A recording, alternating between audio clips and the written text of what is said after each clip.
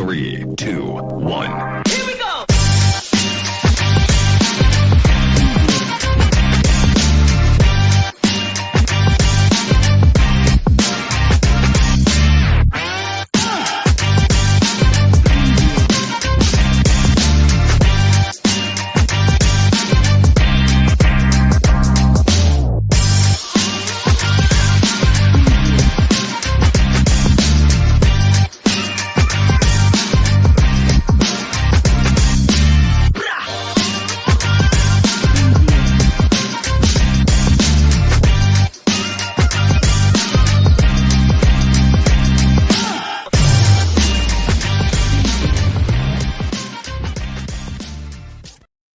All right, you were looking live in Ohio.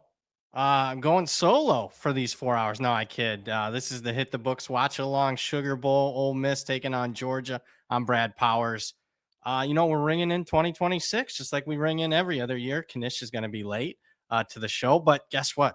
We just don't have Knish coming up. We got a bunch of other guests on the line. We got Joshua Nunn from the Action Network, Austin Mock from The Athletic. They'll be joining us throughout the show. I got Joey props for you coming up. You don't have to wait too long, about 7 minutes. We'll give you out a Joey props for the Sugar Bowl. So make sure you're checking that out. We'll see if Knish is here by then. If he isn't, I'll give it out and I'll take credit for it. No, I'm kidding. But before we get into all that and a hell of a lot more, let's get this out of the way. Let's pay some bills. The Watch Along brought to you by our friends at FanDuel. The college football playoffs hits different this time of year. The stakes rise. The crowds get louder, unless you're an Alabama crowd. And now FanDuel is giving you something extra. That's right. All customers can get a profit boost every college football playoff game day. That means more chances to level up your picks and turn big moments into even bigger wins. Ride with the favorite. Take a shot on the underdog or build a parlay. Then apply your profit boost and go for bigger winnings. FanDuel is the best place to get into the football action all playoff long. And when you win, you'll get paid instantly. So what you need to do, visit FanDuel.com/hitthebooks. That's FanDuel.com/hitthebooks to get your college football playoff profit boost today. So let's get some takeaways. We'll start with today's action, and we'll get to the chat. I see there's super chats and stuff in there, but just some blanket takeaways from the two earlier games today. We'll start with the Orange Bowl. Obviously, Oregon outclasses Ole Miss, to say the least. Probably could even be worse than the 23-0 final had Oregon not pissed down their leg with a bunch of scoring opportunities.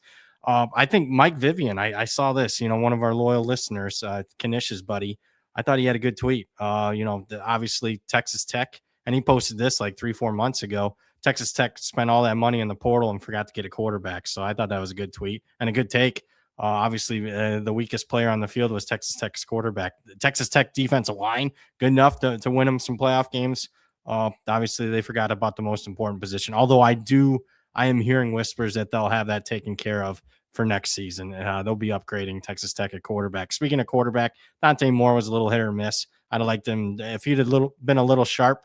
They probably win by 30. But look, Oregon won in the trenches. Oregon's defense probably doesn't get enough credit. We'll see, though. Oregon obviously has their hands full with their next opponent, because that opponent being the Indiana Hoosiers. You just watched the game, unless you checked out in the third quarter, like probably half of America, or at least everybody in the SEC. Indiana absolutely destroys Alabama. I had to do a double take, me even hearing myself talk like that, because one of the more shocking finals. If anyone would have told you that final 2 years ago, they would have thought, that you were from outer space. Indiana outclassed Alabama in every single way. Indiana much better than even what they were a year ago. They're the best team in the country. Beating Ohio State, beating Oregon, now humiliating an Alabama team that shouldn't have been in the playoff. And you know what? I'll see if Moreto's with us tonight. He'll be with us for the 4 hours. You can bet the Oregon-Indiana game already. It looks like some early money coming in on Oregon. This opened up 4.5 down to 3.5 at our friends at FanDuel.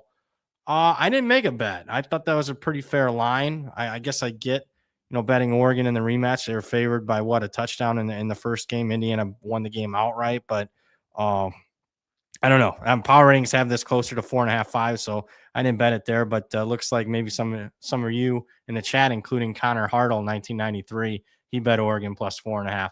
I guess I get that, but my goodness, Indiana, where are the weaknesses on this team? It's not in the coaching staff, I can tell you that. Mendoza played an incredibly efficient game. I know Oregon probably has a higher ceiling, but we'll see. Dante Moore's not consistent enough for me. I don't have a bet yet, so we'll see. Obviously, it's early in the market. We got 4 hours. Let's see where that one's trading. Maybe we can get a play there, depending on how that's traded throughout. But kudos to Indiana for winning that game. I'm really pissed, but not surprised. The committee really shouldn't have put in 5 SEC teams in. That's just reality. SEC living off of what they were for 15 years, they're no longer that. But I do want to get to this super chat, and then we'll get to the Joey props here. National anthem's playing for those that you're watching, so I'm sorry. I don't know what the protocol is. I got it on volume downs, but if you want to listen to that and turn me down, by all means. Jay Rule, though, I got to get to this. $5 super chat. Happy New Year, fellas. Where are we at on the FCS Natty? We'll get Josh's take on this in about 20 minutes. He's going to come on in the first quarter. I am leaning Illinois State plus 10.5. Not a big bet, not even a bet I made yet. I probably regret me not betting it now because you guys will probably move it. But that's where I'd be now. Power ratings have it close to this number. Montana State's, obviously been the most impressive team, but Illinois State, has been just as impressive what they did against North Dakota State a few games ago, and then winning on the road, each of the next 2 games as well. But I do expect Montana State to have the crowd edge there in Nashville, but 10.5 is a little steep on that one. Lean Illinois State. That's where I'm at. Appreciate the super chat. Happy New Year, J Rule. 15 minutes to kick off. They're wrapping up the national anthem here. Quick takeaway. Looks like some of the late money's coming in on Ole Miss. Down to 6. We have a best bet on Georgia minus 6.5. I'm still sticking with it. I just look for Kirby to make the adjustments throughout the game where Ole Miss will miss lane. I'll get Knish's take on it, but the late money hasn't concerned me. We saw late money, flip Texas Tech to favorite. How'd that work out earlier in the day? It didn't work out. So I know the late money last night. We'll get to the Miami-Ohio State game where, obviously I got to eat some crow on that one. I had Ohio State crushing Miami. It didn't happen. Miami dominated Ohio State in the line of scrimmage. We'll talk that. We got 4 hours, but that late money was right last night with Miami, obviously winning the game outright. And we'll talk more of that, obviously, throughout the game as hopefully we can get a lineup before we close up shop here in Miami, taking on the winner here. It's 7:55. Knish isn't here. So for those of you that have, went through the last 7-8 minutes of me monologuing, let's get you a prop best bet. This is courtesy of Joey Props. Chauncey Bowens, rushing yards, rushing props. You see him there. He plays for Georgia. We're going over 27.5 rushing yards. Chauncey Bowens, Georgia running back, over 27.5 rushing yards. Knish says he was going to make it before post, but we'll see. We'll see. So there you go. There's a prop best bet. Let's see if it are you guys betting it? We'll see. Usually that moves. Let's just get to the chat before Knish shows up. Ole Miss live. I don't see Ole Miss being too live. I say that and they'll probably win the game outright. I don't see it. Market that seems to like Ole Miss.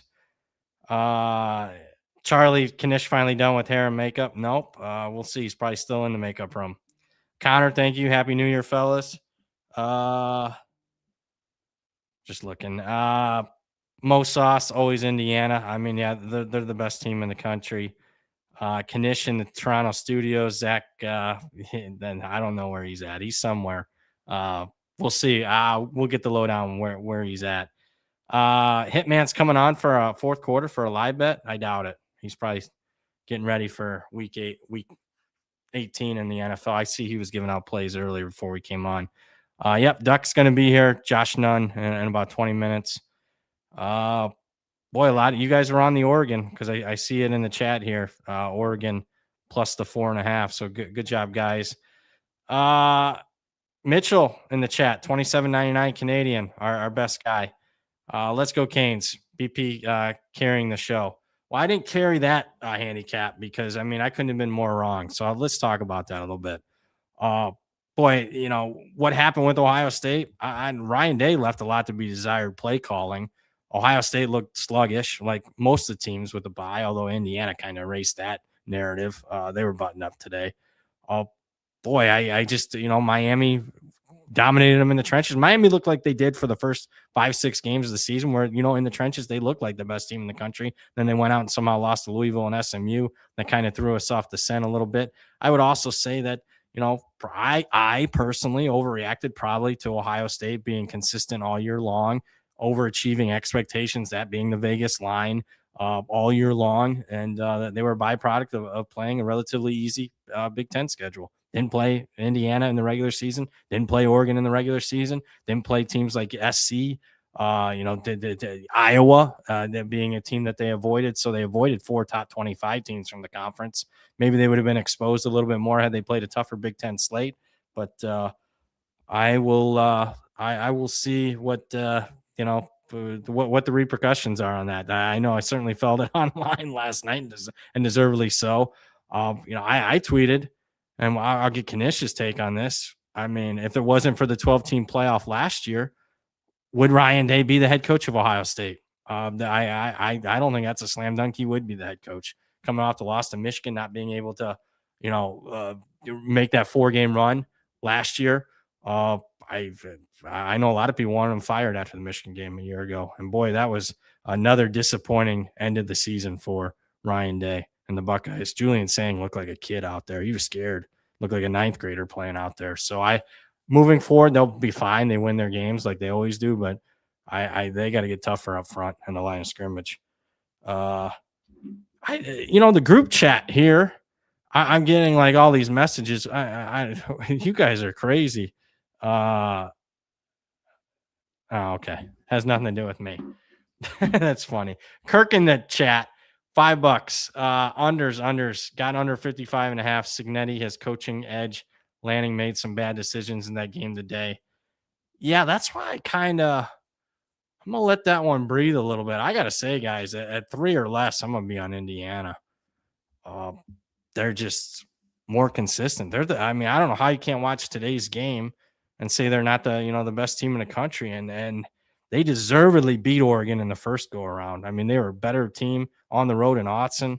So I hear you guys playing the 4.5, but keep betting it because I'm going to bet Indiana before the show is over. More in the chat.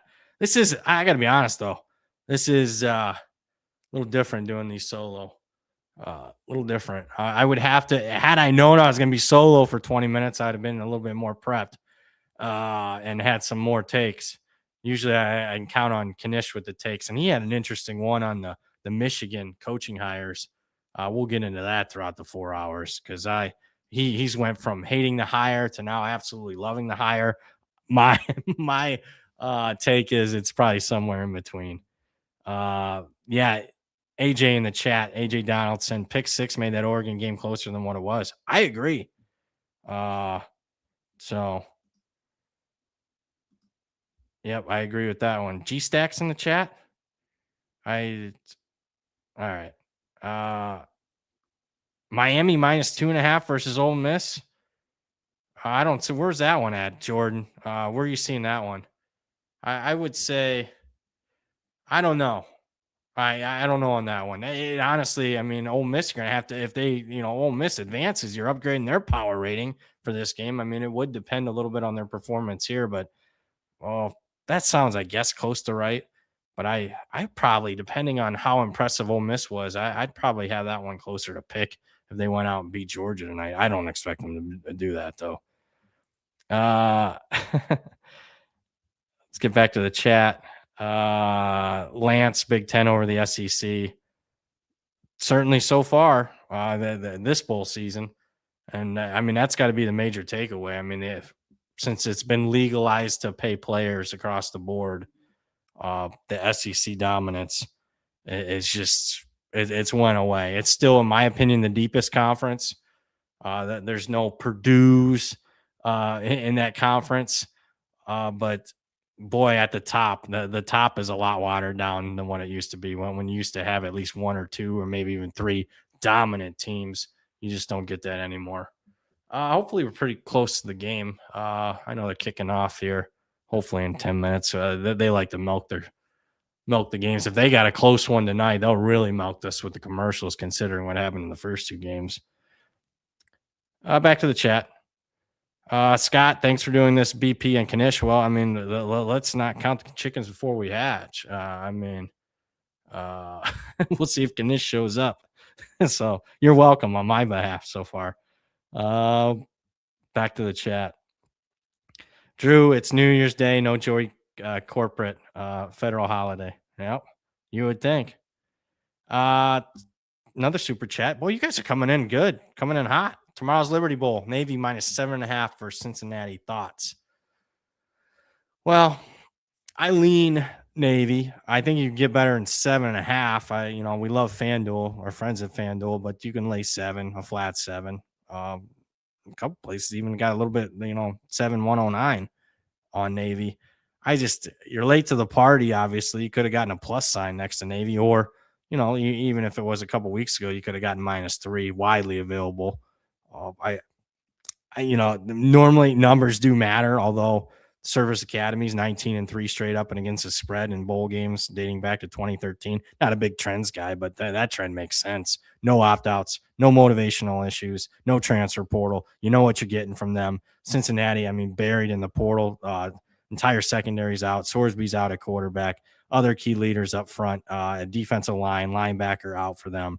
They're as decimated as anybody. So yeah, Navy for me, -7. We'll see where that one is by the end of the show. Maybe I'll get around to best bet in that one. Other ones, nothing's really catching my eye. It was interesting. We've seen SMU flip the favorite. Maybe somebody in the chat knows why that happened on that one. But let's bring on Knish. He's here. Just bring him on, Moretto. Hey, yo! Oh, he's taking a nap. What's happening, Dad? Just got comfortable here. I had to get the setup going. If you think I'm sitting at the table for this game, people are crazy. All right. Fair enough. Sorry, was on a little bit of a business trip there. Oh no. What I miss? What we got? Gave out Bowens, Chauncey Bowens over 27.5 rushing yards. Really good bet by me. But can you tell me why I gave it out? Friend of the show, who's a Georgia guy, said Bowens completely healthy. Think he'll get a little bit more run. Ole Miss can't stop the run at all, so they're going to rotate. Usually Kirby's pretty good with that too, rotating the back. So yeah, I agree. We'll see. We'll see if Mr. Bowens there comes through for us. Did you do anything on the Oregon Indiana opener? I did not. Looks like chat loves Oregon. I thought it was a pretty fair number. I bet a little 4.5 at our friends at FanDuel. I get it. I thought I came in to the Indiana-Alabama game thinking anything over 3, I'm auto betting Oregon. Then Indiana went and beat the fuck out of Alabama at 35. I'm like, I don't know. So I'll let it breathe. I'll tell you another reason why I'm going to let it breathe. We are getting massive line movement on game days. I just numbers that I wouldn't even believe would exist. I big time regret not betting Oregon today. At post catching points. Yeah. So I just had I known that, I wouldn't have gave out what I gave out team total wise. Obviously that was a loser in a game they won by 23. How ridiculous is that? Got any good takeaways here before this game starts? You still feeling good about Georgia? I said I was. Yeah, me too. I will say one of my guys that I work for had this much lower. Now I haven't heard. He's the only one who I've heard had it that low. He was closer to 4. But really? Yeah, and he's a player level model guy. So that surprised me, but I'm with you here. I think you get. I'm banking on, and this is that we're getting the Georgia defense from the end of the season, where the last couple of games where they looked like a really elite unit. And I don't think this Ole Miss defense is really any good for the most part. So we'll see. And you know what? We could play narrative. The performance against Alabama is lessened after what Indiana just did to Alabama. I would say that. Yes, that's very fair. And you know what? He's coming on in the third quarter, but I remember Austin on Hammer Daily said he liked Georgia anything under 7. And this was 2 weeks ago, so I don't know if things have changed, but I don't want to speak for him. But I know that I'm pretty sure Austin is on Georgia tonight because he said anything under a touchdown. If they won their first game, then yeah. So a lot of people. I think our friend Tent's on him. A lot of people are. Yeah. I told you my one buddy never bets. So the only opener he bet this entire year was Georgia in this game because he thought it was going to go to 7. He thought I won't get it. I won't get anything better. So it does worry me that the invisible man. We got everybody on one side, and then market's trending in the other way. But I mean, obviously, you saw the line movement's not the end all. Trying to think, you got any thoughts? I kind of gave my thoughts on the 2 games today. I mean, we'll go in further on some of this stuff, especially we'll have more, 30,000 foot level general college football talk, Ohio State, Michigan, all that stuff. What was some of your takeaways from today's 2 games? I think the Will Hammond injury probably played because there was a lot of games in Morton's career, and this was an injury scenario, but a lot of games where he just either got hurt or didn't have it, and you could go to Hammond, and without that option, Texas Tech's offense, and I think that was the one. I mean, the chink in the armor this year was they didn't have great skill position talent, great playmakers, guys that could win. And Oregon does. And once you couldn't get it going, I mean, what's the deepest they got into Oregon territory?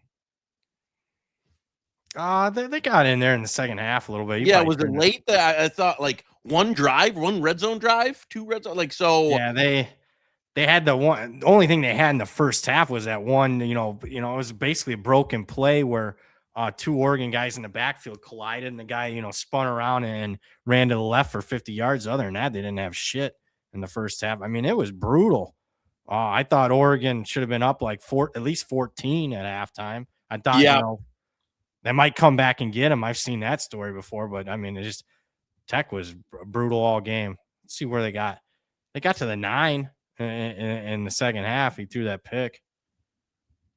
That was, and I thought the Tech defense for the situation played pretty up to par. Their defensive line's legit. Yeah. I thought they played really well. That's what, I'm not going to say national championship, but their defensive line was good enough to win a couple playoff games. But I think your buddy Mike Vivian tweeted, I mentioned this earlier. He tweeted that, Tech spent all that money in the portal and forgot to get a quarterback. So, very good post. Yeah. And that, again, I would have liked to have seen, the offense change around with Hammond, but at some point they didn't have the guys on the outside, the difference makers, and the offensive line just wasn't great. It was good enough for the Big 12.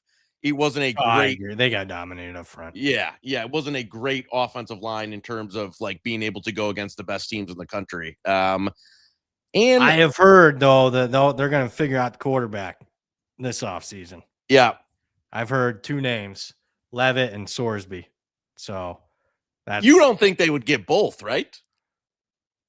Well, Levitt or Sorsby. Okay. You're gonna get me on conjunctions here, or whether I should. I was saying I had heard the Sorsby. I didn't know they were in the Levitt sweepstakes, but I heard those are the 2 that they're looking at.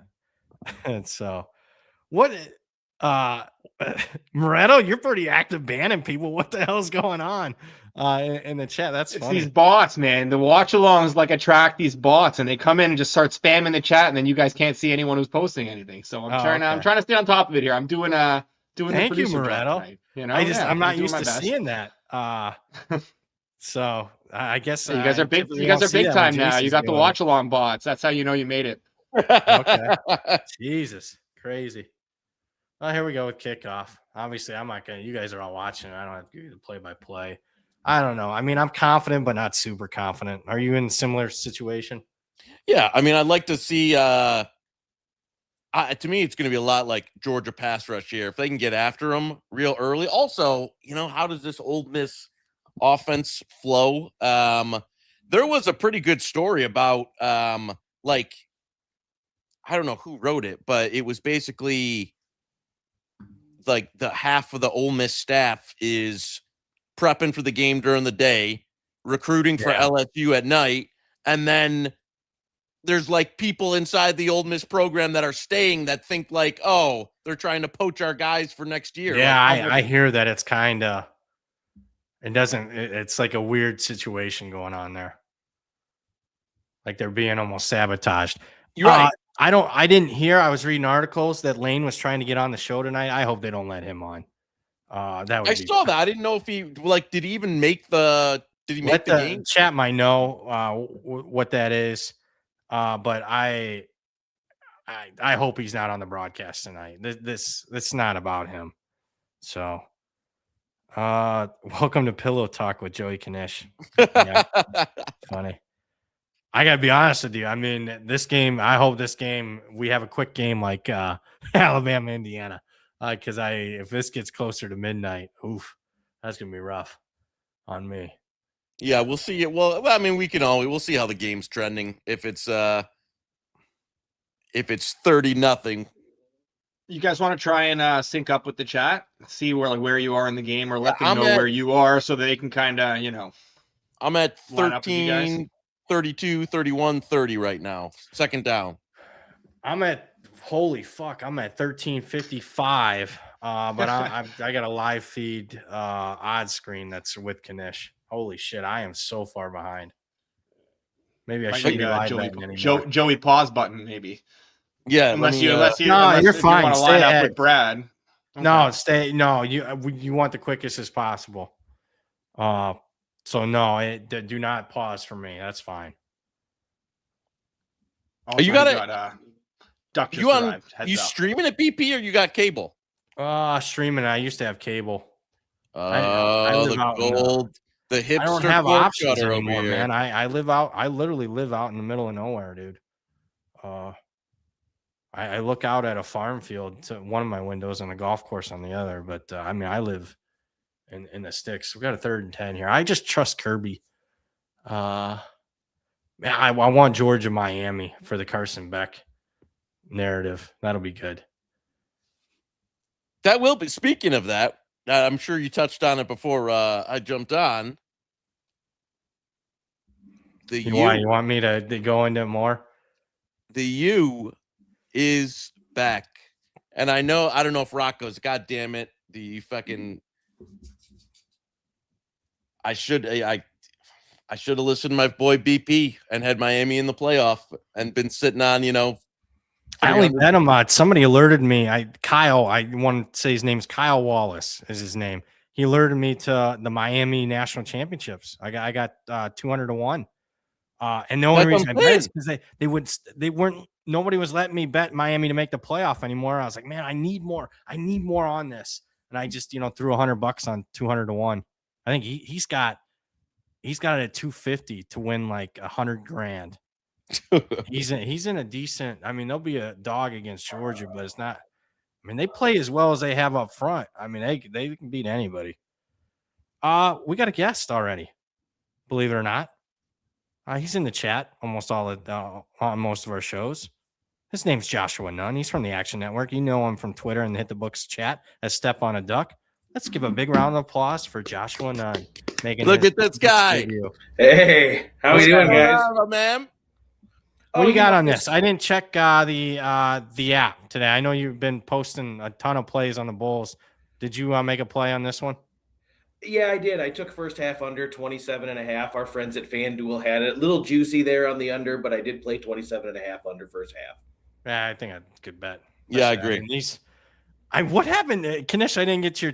What happened with yesterday? Yesterday is like the outlier with that. I mean, I know. Under, game, nothing but overs, and then we're right back to under today. Yeah, back in. We had the one day of like bull over bonanza here, but yeah, I like that first half under, and I like this first drive so far for Georgia. I'd like to see I mean, did you do anything with this before I start, touting off Josh on the side? I just thought it was going to be tricky for Ole Miss, having Georgia having so much time to prepare for Ole Miss, and then having the Dogs having seen Ole Miss live a second time. And the other thing too is Golding made mention to some of the stuff that they were doing offensively that was a little bit different than when Kiffin was there. And now you've got film on that. And these guys looked pretty good against Tulane, but they're not lining up against Tulane here. Feels like Georgia's defense is just so nasty the last 4 weeks of the season. These guys are playing with their hair on fire. So, yeah, I think Georgia's going to win this game. All right. Yeah, and what? For the show and for my mental health, I hope Georgia destroys them. We don't even have a game here. Don't you? What? Maybe sit back and relax. BP, we might need to take a little bit of a stream down memory lane too for some of those tapes. Your call on Notre Dame not getting in, you stood alone on that, saying Notre Dame's not getting in. Notre Dame's not getting in, and you were getting money down on that all the way to the end. Brilliant. And I don't think they should have been left out. I think they should have been in, but that was incredible for you to show up and raise your hand and say, Irish, I'm a fan. They're not getting in. You were the only one. Yeah, I mean, some of that was, I don't know, maybe emotional. I just could see everything was lining up. There was like 10, 15 results that had to happen, and they're just all lining up that way. I mean, I'd like to get both of your takes on this. But I mean, SEC shouldn't have got 5 in. I mean, we were saying this before, these results happened. I mean, everyone, Miami deserved to get in over Notre Dame because of head-to-head. I mean, everyone mistakes that argument that Notre Dame fans are thinking, oh, we should have gotten in over Miami. No, the argument is Notre Dame should have gotten in over Alabama or Oklahoma. That's the argument. Right. Boy, I think what we saw, Alabama had a great win against Georgia, but other than that, when did they play like a top 10 team at any point in the season? Have we seen a permanent shift? Yeah, I think you're right. I think what they could have done is they could have positioned Miami firmly in, and they could have said that the ACC championship determines if Virginia's or if it's going to be Notre Dame, and the question should have been Notre Dame versus Alabama or Oklahoma. RW Fan 23, a certain friend of the show is an absolute clown for retweeting all the people who thought he was wrong about the Miami OSU opener. Clown behavior. I don't know. My Twitter feed's been so populated the last couple of weeks that I can't catch everything. Who was that? Did you guys catch that? Or RW in the chat? No, I think that was Colin had -5 as the opener. Okay. I mean, obviously Miami took money before our dub. I mean, you got to give the guy Miami took money all the way up until post, and then they win somewhat convinced. I mean, I'm not like blow them out, but it wasn't a game where you're like, this was a fluke. You know what I'm saying? There wasn't a like, oh my God, if they played that over, Ohio State wins 8 times. So I mean, I gotta you give credit where the credit's due. Also give credit for that first half under punt to the one there for man here. Why are they throwing it Stockton to me? I don't get the play calling. I mean, you get first downs, throwing it 30, 40 yards down the field. Whatever. Just bitching. But yeah, that's a good punt there. Good. We'll see. I can tell you this: we're not getting the game that we saw the first go around between these two. That I am confident in. Hey, how's your bowls going so far? I know you've been pretty active. As far as best bets, I try to catch as much as I can. But how's everything going for you?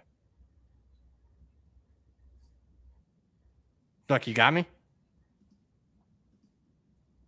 No? You got me, Knish? Yeah, I got you.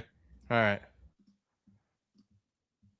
Yeah, sorry, a little choppy there. Bowl season's gone okay. I found it really difficult because the most important part of the handicap has been participation report, motivation. And so trying to nail down the guys that are showing up and the teams that haven't been showing up has just been a little cool because some of these guys out 10 minutes before the bowls, and it's refreshing. I know you guys have been doing this a long time. It's refreshing with these playoff games to not have to worry about motivation and people opting out. That's continued through first half. Unders have just been crushing it. But bowl season. Okay, I started hot, a little bit of a rough stretch, and then the last 3-4 days have been pretty fee. So excited to finish this out strong. It always goes way too quick, as you guys know, because in another 3 weeks we'll be done with the 140 days left wait. But we won't be waiting that long because we'll be starting a lot of off-season prep here up about the 15th day of February.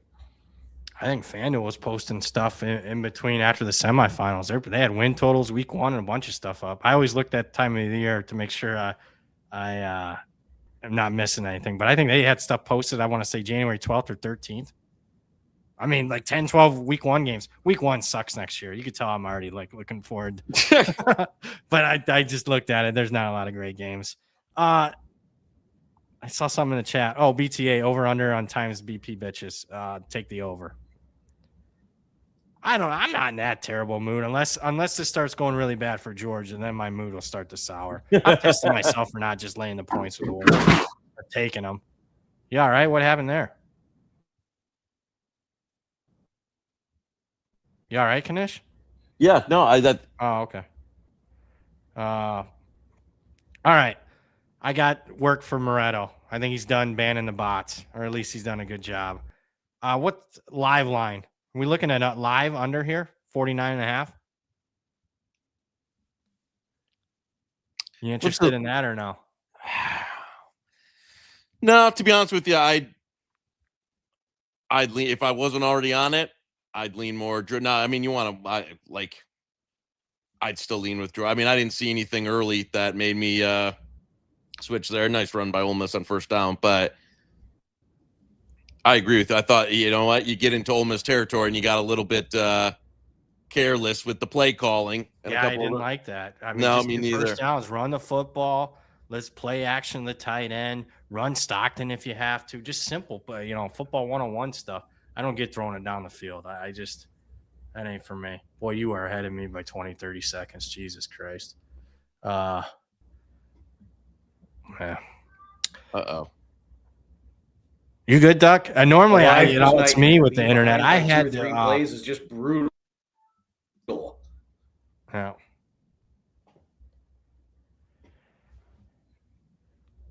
I'm looking at the chat. I'm sorry. I'm not used to doing this. Sure, the internet feed. It's a little bit choppy here, but I'm here. All right. BP, are you going to Notre Dame, Wisconsin at Lambeau Labor Day Sunday? I am going to go to that game. I've circled that game. Lambeau's bucket list on a Sunday, only game that day. I'm going to try to go to that game. I was already looking at tickets. They're like $300-400. We'll see what they are if we get closer. I was making sure Marcus Freeman is going to be the coach. Looks like he will be. I expect them to be pretty active in the portal. They'll be making some waves here in about 2-3 days. Hopefully Georgia's defense. Yeah, that'd be a fun game to go. Yeah, I would. I mean, they'll be favored by double digits. Wisconsin's decimated. Did you? So, what's his name from Louisville hit the portal with a no contact, which one of the guys I'm in a group chat with pointed out. Isaac Brown. That's the old Notre Dame. I don't. He's not a locker room guy, so no. No, okay. You're saying no. I don't think so. Why you think that he's going? I hope they don't spend money on a running back. They're fine. I know they lost 2. I mean, they lost their 1-2 punch, the best in the country, but they need a wideout. They need defensive tackles, man. I mean, if you watch these games today, defensive tackles a separator. I mean, they need 2. Like, I don't care if they overpay for that. So that's what I'd be looking for. But yeah, you're right. They're pretty sneaky about the portal, and you're also right that they usually take guys from the ACC, guys that they've scouted, played against. They got a system there that's pretty good. Yeah, and the old no. I mean, I don't know how. There's no rules anymore, so whatever. Yeah. But how does a guy enter the portal before it's open with a no contact? I don't know. Yeah. Like what? I mean, what? Like at that point, it's like, what are we like? Why even? What are we even trying to enforce? Boy, this is not good. No, this is nice. Ole Miss putting together a nice little drive here. 99, nothing like going 99 yards against that vaunted Georgia defense. Oh man, gonna be a bad way to ring in the new year. There he is. That looks better. Yeah, I think I got the tech issues figured out, guys. So thanks to everyone in the chat for giving me a little patience here. But man, Trinidad, that was the fear, I think, with trying to bet Georgia here is Trinidad has you've seen so much maturation for him from his first start to now. And the question for me was, could Georgia get him off his mark? Could this front seven provide pressure, make him squeeze the ball a little bit harder? It's not that vaunted Georgia front that we've come to know and love from years past, although they've played better the last 4 or 5 weeks. Can they get some pressure on this guy and create some negative plays to thwart these drives? This is going to be critical for them to be able to do that. Oh, it ain't a good start. So, yeah, already. Let's see. Live Ole Miss money line. You're gonna. There we go. I was going to ask you guys, what do we think about? We got a kind of a fun slate tomorrow. Zona and SMU. Are you kind of an underrated bowl game? I'll ask both of you. I mean, what's going on there? I didn't look at that one today yet. I played some under. Okay. Is somebody out for Arizona? Why that flipped? So what Brennan said was that there's going to be a plethora of opt-outs, but he's just not going to announce who it was because it's a personal decision from the players. He wants to keep it that way. He does not want to give SMU a competitive advantage. So he's not announcing the opt-outs. There will be opt-outs, but he is not announcing the opt-outs until basically kickoff. And there are so many of the key players for SMU offensively. A couple tight ends, RJ Maryland, receiver Romello that may not go. It's going to be the Kevin Jennings show, but he may not have a lot of guys to throw the ball to there. So, all right, good. Could be a bit of a tricky deal. Maybe there. The most trustworthy unit might be Arizona's defense. So, all right. That and SMU's red zone defense was exquisite. 17 touchdowns on 44 trips against them. SMU's red zone defense was really superb. I like that handicap. Speaking of handicaps, chat wants your take on FCS. I was just gonna say, how do we have Duck on for more than 60 seconds here? Well, I was waiting for him to come in loud and clear because I wanted to hear the handicap. I didn't want to be Illinois. Yeah, my apologies, guys. I think we're good to go on that now. Give me all the shit because I deserve it. But you know what?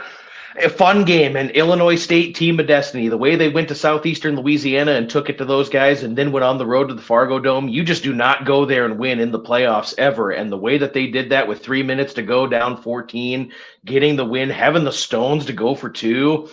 And then, hey, you know what? They go on the road to Villanova. They get the job done. It's kind of a team of destiny. But Montana State is such a wagon. They have so many explosive players. Taco Dowler is incredible at the receiver position, can return punts, two-headed monster at running back. It feels like a high-scoring affair. I think that there's going to be a little bit of that. The Bobs have a couple guys on defense that are banged up. There's another Dowler that's banged up, and there's a linebacker that's banged up. And Illinois State's going to show up ready to go. I know that these guys are double-digit underdogs, but I think they can at least do a few. They got that receiver. I forget how to pronounce it. They got a goofy name, number 2 for Illinois State. Really, really good receiver. I think he's a matchup problem. And I just think Montana State's offensive line is such that where they're going to lean on Illinois State in the middle of the third quarter and beyond, they'll gouge in the run game. Feels like an over game to me. All right. There you have it. I was hoping for a best bet, but if I was you, being touty, be like, I don't know yet, but I'll tell you what, we're doing a live pregame show on the Action Network. Right then and there, I'll have my best bet. You guys tune in on Monday night. I'll tell you what, I love Hit the Books. I've been a fan for years of both of you guys. I've participated in the Hammer Betting Network shows for a couple times earlier this month. I'll have a full write-up and full preview of this at the Action Network on January 4th. There we go. Now we're getting going. See how I kind of saw through that when he's going? I was like, and maybe he's reserved. Maybe I'll be a guest participant on that Monday show for Hit the Books, and I'll chirp in the chat or live about what we're going to do there. All right. Duck, what a kick by that kicker. What the Jesus. Yeah, that was a hell of a leg. That was holy hell. Ohio State can't get a guy like that. They don't deserve one. And who's going to want to go kick there now that Kyle Whittingham has got the best staff in the country at Michigan. The reign of Ohio State lasted 1 year, and it's over. Wow. So now you went totally oppo. I hate the hire. I love the hire. I'll say that. I'm still lukewarm on Whittingham himself. I did not think he'd be able to get every staff member he wanted. I like the OC. I like the DC. I like the OL coach. I like the DL coach. Couple of guys that were still on staff that are holdovers. I think dogs in the recruiting trail. Well, what's the GM position? What's the NIL? I mean, is it all full go? I mean, the money's there. I don't like. I'm not gonna say that's probably the concern, right? Is that you've got a bunch of West Coast guys, that don't really know the area, but. At this, I mean, because this sounds awfully similar to a hire that was made a couple years ago in East Lansing.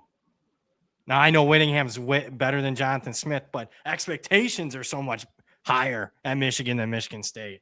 It just seems like, he got Joe Rossi from Minnesota. That's a great defense coordinator. I love Jonathan Smith. He got their offensive line coach. He pulled them. Wow, this is going to be a great hire. You're going to have to give him some time, but he's going to make it fired 2 years later. I will say, Beck, to me, just like I would just turn Underwood into Bird Ficklin. We don't got to protect this guy anymore. Like, I just have him run the ball. Can't throw. What are we gonna do? Have you heard anything on that? Are they gonna keep Underwood? Yeah, he's got like a Arch Manning type deal. Like, right. So the money. Well, that was rough. We haven't talked about that game. Talk about burying the lead. What the hell was that fourth quarter, man? Unbelievable. I mean, the steam comes in all day. I thought for the whole game, it was like 7.5 was good. And then, man, they had real chances on the field to win the game. Yeah. I will say that's the best I've seen Arch Manning look. And the second half of the year, he kind of got it together. And I don't think he's gonna. There's some got together. The last 2 games he got together. He looked like shit against Georgia. There's some people out there, like respected people, that think if he went, he'd go number 1 this year. And, I'll say something, too, on the Michigan hire, Joey K. I'm not going to pretend like I have nearly the knowledge that you have intimately about the program, but you look at Kyle Whittingham and what he built and hung his hat on with that Utah program. They were sound in the trenches, offensive line, defensive line, big bodies at tight end.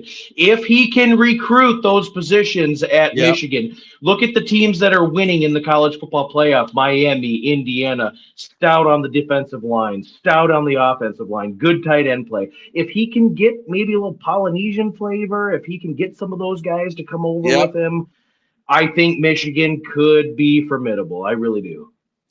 I agree with you that I think the style matches up well of what they're bringing in and kind of like that. And that the big question, right? Can they get the players in? The only reason I would say less concerned than maybe, 5+ years ago in college football now is if you're writing checks, I think you can get the players in. Like, I'm not sure.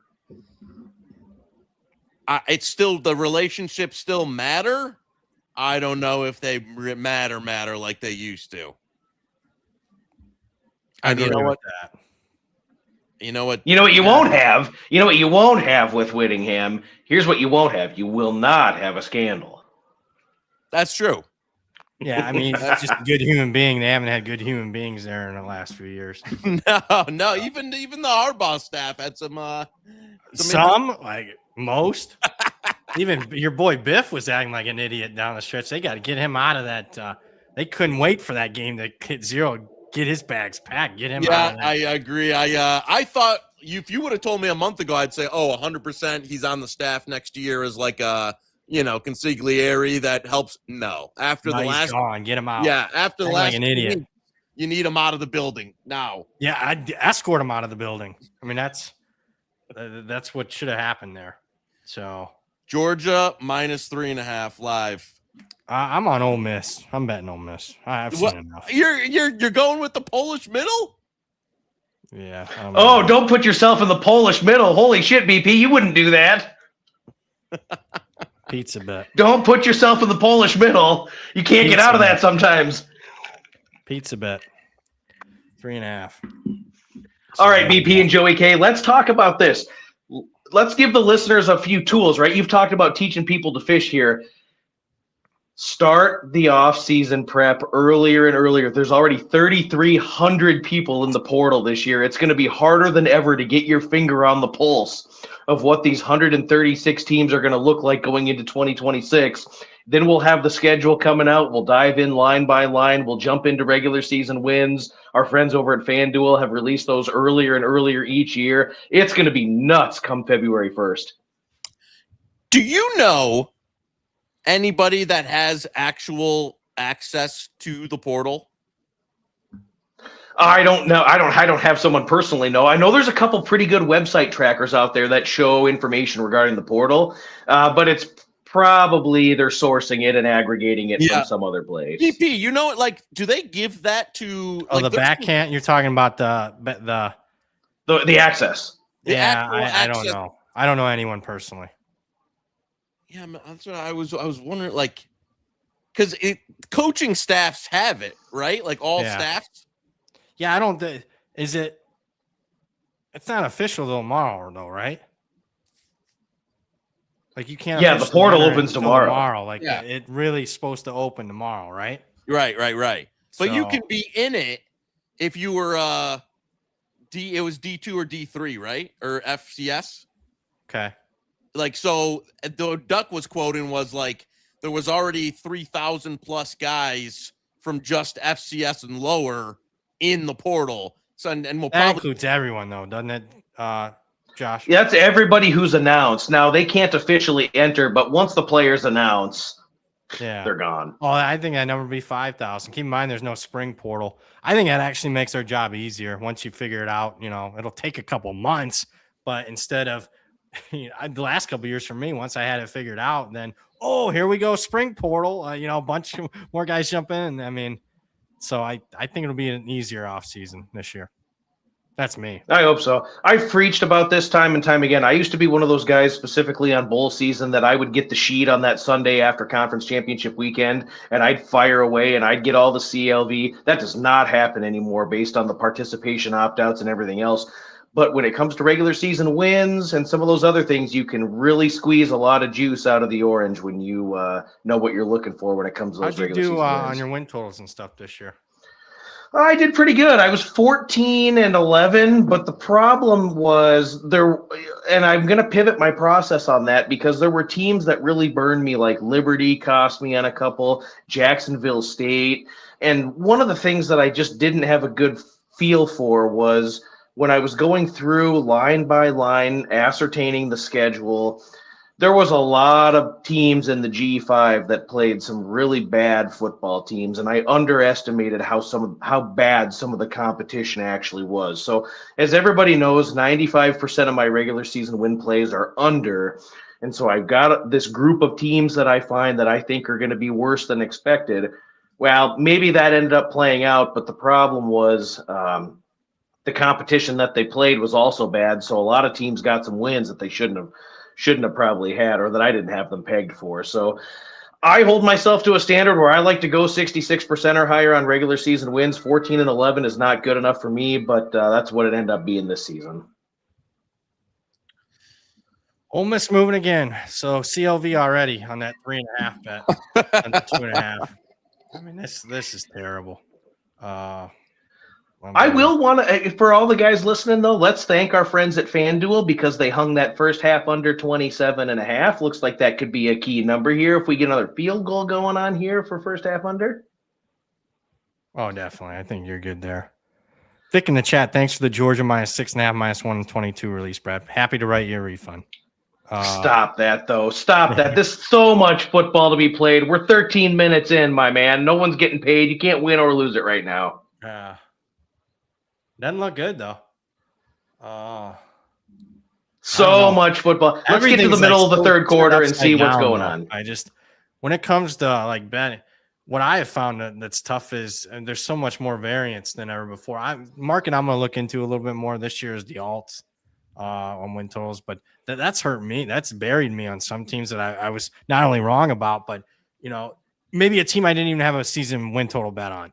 But I was so far off their market expectations. So say like Florida State from a couple years ago, win total's 9, they win 2. That impacts everybody that they played. There's so right. Losses turns into wins. Okay, I got a half win, a win edge, CLV, and I got a good read on that team. But just one team that's way off market affects like 6-7 teams. So that's what well said. The cascading effect of some teams being significantly more high variance than like. In the previous era, you would never have a 9.5 win, that would end up at 2. You know what I'm saying? You are in this very small window band where like it might go 7, it might go 10 or 11. But you would absolutely never have that type of potential. And now like new era, absolute insanity when you can have this shift one year to the next. Well, you're so right. That was a big miss for me this year. The transient nature of the rosters, you're turning over 37, 47, 57 players on these rosters. Coaches are coming and going. Coordinators, the importance of OC and DC hires are so critically important. You've got such a transient nature between all these teams that there's such a varying degree of this level of high and low for the ceiling and the floor. Joey K, you're absolutely right. You'd never see a 9-win team on the regular season finish with 2 or 3. A disappointing season would be 7-5. An overachieving season would be 10-2, 11-1. But 2-9, 2-10, that just didn't happen. And it happened a ton the last 2 seasons. And I guess probably going forward, there's still. Do you think the one portal as compared to 2 slims down the variance a touch? I think so, but I just purely speculative. But yeah, I think so because you're getting a whole another 3 months with your team. So hopefully, but I don't know. Well, what do we see the last couple of seasons? We saw guys that would go show up in the spring game and then they hit the road. Yeah. So you have such a limited amount of continuity with your guys. You're bailing after the spring. It's such a huge difference. You don't have guys that have been in the heat of battle for 2, 3, 4 years together with each other. And half of these teams, it took them a couple games to kind of look to the guy to the right, look to the guy to the left, and kind of figure out what you got. It was tough for some of these teams. Yeah. Can't even watch spring games anymore. Can't even watch them anymore. That was one of my favorite things to do. That's gone by the wayside. Used to watching 50 or 60. I've watched like 10 last year. That impacts OBP. Although I'm bitching. Well, and I had a good win total year. So. Well, half the teams don't even play it anymore. It's a glorified some sort of exhibition game. But it used to be such a treat to be able to dive in and just put the headphones on, listen to the game, watch it, take some notes, be uninterrupted for 2 hours. It was kind of a fun thing to see some of the new guys that were going to be on the 2 deep, and that is gone. And nobody was doing that. That's why I loved it. Uninterrupted. You could just focus in on one thing. Yeah. That's why very good. Questions for you in the chat. Thoughts on Iowa State's new OC? Was that North Dakota State? Did we lose Duck just now? We just lost him? Unbelievable. Just as you cue him up for yeah. Ryan McCarthy was asking about that. Another Ole Miss field goal. Man, Jesus Christ, this kid's kicking the shit out of the ball. Unbelievable. 6-0 here. Yeah. I was gonna say this top 10 in the top 10 in the plan. I thought it said top 10 in the portal, top 10 in the plan. This kid's a good kick in the playoffs, NFL playoffs tomorrow. Yeah, I just unbelievable. I mean, these are He's got 5+ yards, 5-10 yards to spare on these motherfuckers. Unbelievable. Man, that's changed in the course of watching college football in my lifetime. I guess even in the NFL, it's just the kicking is so much better than what it used to be. I don't know. We'll see if Georgia can get a drive. What's the celebration that where they got the one hand over and then they do this? Yeah, what is it? Very good. Now this is why. Yeah, look. I did the show. Yeah, that little. Yeah. Like, I've seen. That's also great. Like Cam Ward made it popular. I don't know what he's doing though. Oh, Cam Ward. Yeah, it's a TikTok dance. It's from Western Kentucky. Zombieland. What? I don't know. What did Cam Ward, is that popular? Oh my God. I mean, he did do that last year in Miami. Duck, I got a question for you. Yeah. Are you familiar with the new OC for Iowa State? He was with North Dakota State. I got to go back to the chat and see. Tyler Rail.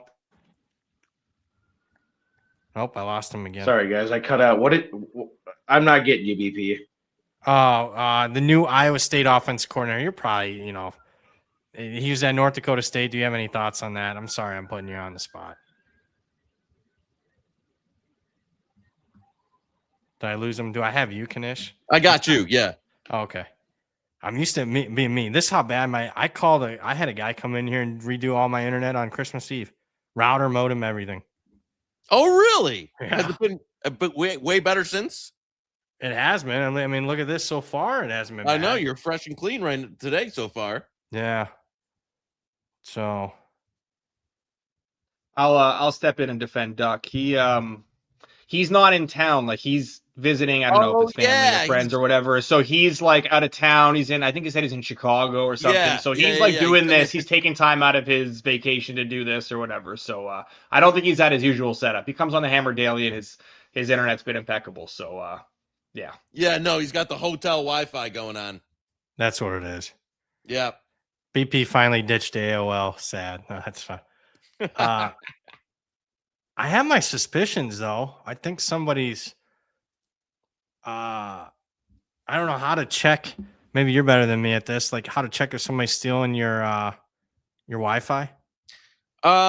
You could see. I don't know if someone's able. Like it should be a locked password. Yeah, it is, but I don't know.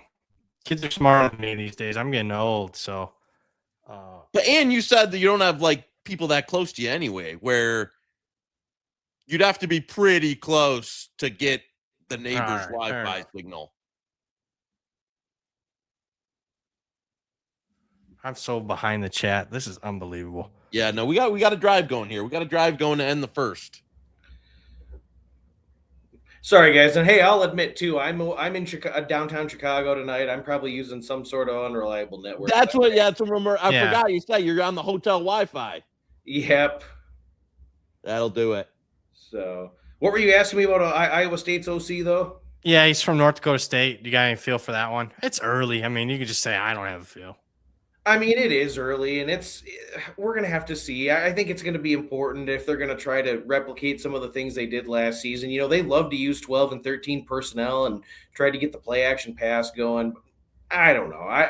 It works in North Dakota State because they're bigger, stronger, faster than everybody. They're not going to be that's not going to be the case at Iowa State. No, not anymore. Not with those guys. No. North Dakota State lost a couple of their best players to the portal, which is.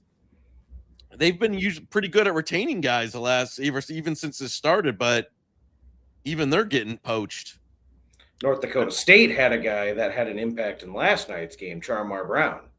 Yeah, especially they hammered him down the stretch. I got to be honest, I think Miami's coaching's been pretty good. I love how they protected Carson Beck these last couple of games. I mean, I thought they'd get out-coached their offense against Ohio State's defense. It wasn't the case. They out-coached them, so I've been super impressed with what they've done.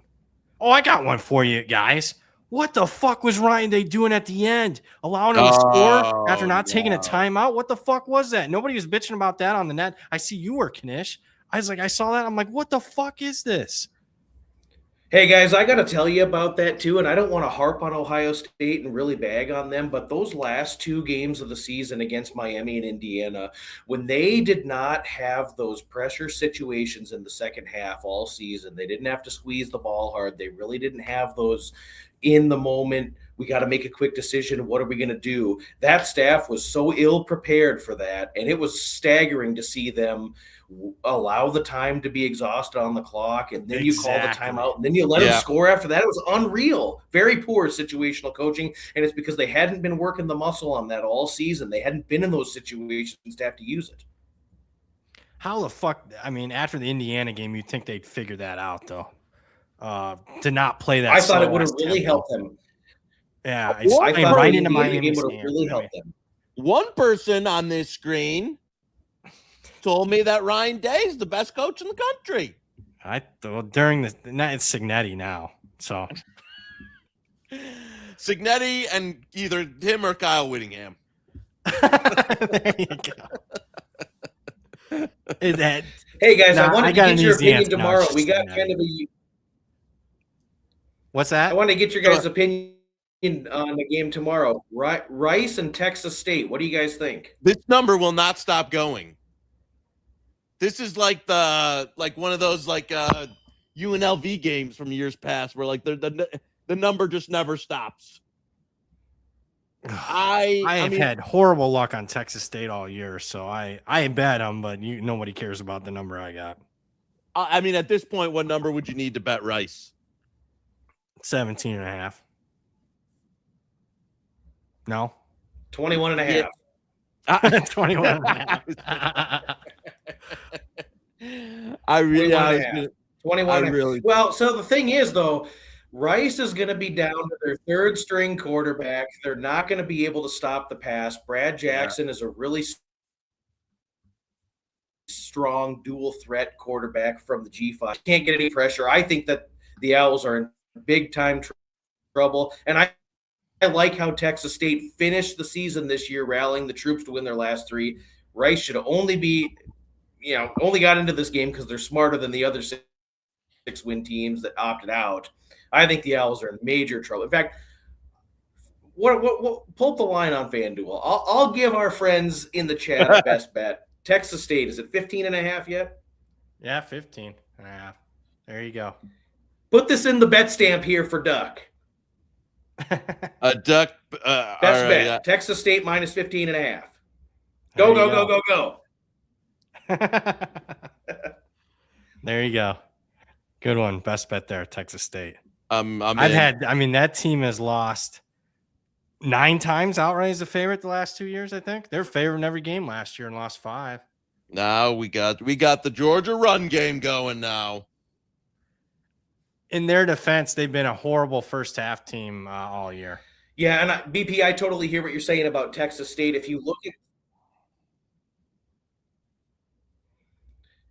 at the boxes and if you look at some of the stat profiling, though, they do profile as an 8 or 9 win team. They had 3 horrific losses by 1 to 3 points this year. Rice has no business being on the same field as you guys. All right. Touchdown, Dogs. You are so far ahead of me, it's unbelievable. I'm still looking at this run by not Chauncey Bowens. No. Frazier's getting all the run early.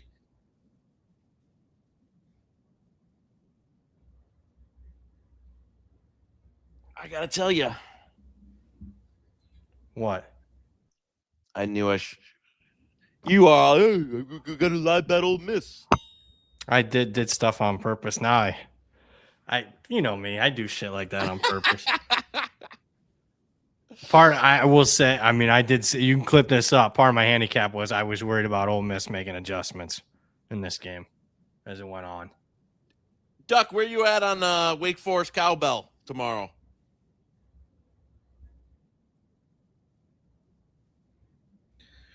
I really wanted to bet Wake Forest. I'm disappointed that Claiborne's out. I think it's going to be kind of maybe a back and forth game. I don't know exactly what we're going to get from Mississippi State with Shapen being out, but there's also been some talk about maybe he shows up for his last game. So I don't know if Shapen is confirmed out or not, but I really wanted to bet Wake Forest if Claiborne was going to be in there. And I've also heard a couple of things about the possibility that Robbie Ashford may opt out or that he may not play the full 60 minutes here. Oh, wow. So that's good intel. I like Wake. I think they've been disrespected all season. I think that defense is very legitimate. But the other problem is what's keeping me off of Wake Forest is their red zone offense has been so atrocious. Only 19 red zone touchdowns in 39 trips inside the opponent 20-yard line. Too many times Wake Forest settles for field goals here. And if they do that in this one, it could be trouble. But I don't know. I lean Wake.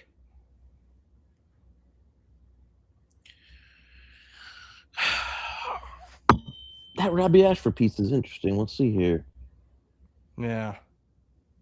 We have a best bet on Mississippi State, but obviously you know what number we got. Yeah, and I just heard a few things about him either possibly him opting out or not playing the full 60. All right. I do like that Mississippi State, with the second-year coach. I think they're I understood why they took the bowl game. Extra practices, let's go. Let's try to get some momentum. So that's part of the handicap there. We didn't give out Navy? I just can't believe that. Did we? I thought we gave out Navy as a best bet. Did we not, Knish? I don't. I know we gave out Army that didn't get put in there. All right. Maybe I'm thinking. I get confused. I'm old and I do a bunch of shows. It probably was on another show. I am not. Just blame Jason. That's all. That's just. I think there's still some meat on the bone with Navy. Yeah. I thought you'd still play it at above a touchdown. I think so too. Did you do anything in that game, Duck? Navy Cincy? Look at the guys for Cincinnati that are going to be opted out. There's going to be 6 or 7 Cincinnati players from the 2 deep just in the secondary that are out. You've got tons of people in the front 7 that are going to be out. And when you play that Navy triple option scheme, you've got to practice for 15 days in the bowl practices.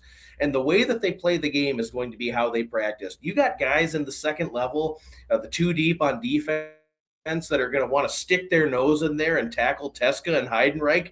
I don't think so. And then you've got a cue against the play action pass. I expect Navy to have 4 or 5 explosive pass plays. They get their slot backs out into the seam in wide open space better than anybody. I expect them to shred Cincinnati's second team defense. All right. I'm behind on the chat. Benjamin Rash. Sprint Actual was asking about the Navy minus 7.5 Cincinnati. You can get 7 out there. Thanks for the super chat there, but the Navy's the play there. Benjamin Rash, member for 12 months. Thoughts on landing playoff postseason plan? I don't want to understand that. I mean, is he thinking like how he's done so far, or the plan against Indiana? I don't know. They won 23-0 today, but I wasn't overly impressed with the game plan and the coaching on some of the decisions. Oregon, what were you guys' thoughts on that? No, I mean, there wasn't a noticeable I thought coaching deficit in terms of that. Well, wasn't one that I was pretty cocky though leading up to it all week. Like in a good way, he was confident. Yeah.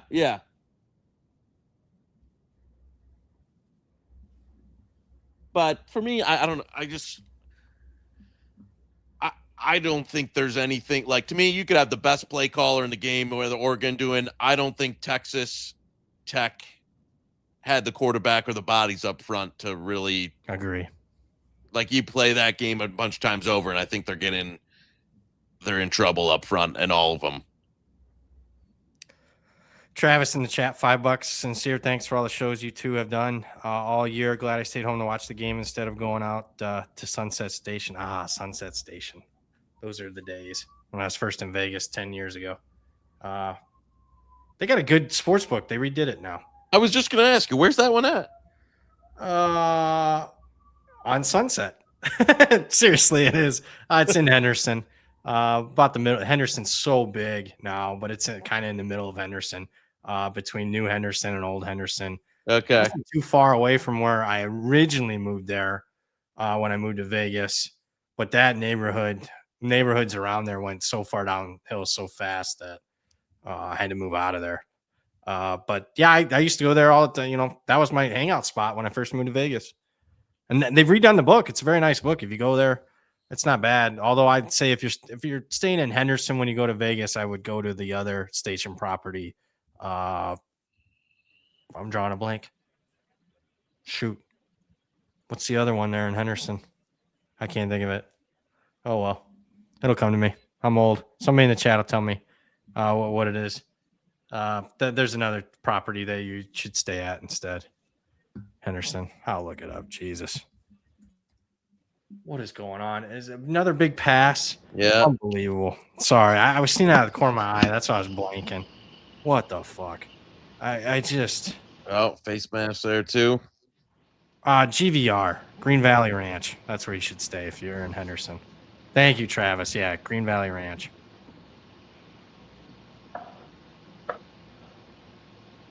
Yep, they got it. Green Valley. That's a good place to go. Good pizza's place there, Pizza Rock. Boy, shoot. Watch that extra half point come into play here for the old Duck. I could see it. Is that what you're thinking? Oh, yeah. Lands 27. Yeah, 27. Yeah. Could see that. I wish I saw that. Yeah, I got to tell you. Do you think Chambliss gets I saw he retained Tom Mars, but you think he's able to? I mean, we're talking about that's like a $3 million decision for him. $3 million. What do you mean by that? If he gets another year of eligibility. Oh yeah. I think he should go back to college for another year. Oh, for sure. But I'm saying, do you think if he's able to? If he doesn't, then I don't know if Oh, you're asking me what do I think of him in the next level? And do you think he has a case to come back? I don't know about the case to come back. Who knows the NCAA? They're letting NBA players eligibility now. So what is he in? Am I that far behind? Fucking hell, man. Jesus. Oh, shoot. Nope. We got a 3rd and goal coming up. All right. I think I'm only on 2nd and goal. Pathetic. Now at least I'm glad I'm doing this. Now I know how far behind I actually am. But I mean, I knew it was from the odds screen that I normally have open. I thought it was always 20 seconds. Maybe my odds screen is a little slow compared to you. That's unbelievable. Big down here. Big down. We're going it live. We got Chambliss rolling out. Oh, he's got some touchdown. Oh, man. That was I got to tell you. He looks Georgia's great. Defense. It's just, you don't know what, it's like a box of chocolates. You don't know what you're getting. Well, we got the Walmart discount pack today. Yeah, what's whenever I fucking bet them. Like the Georgia Tech performance. It's just unbelievable. I don't know.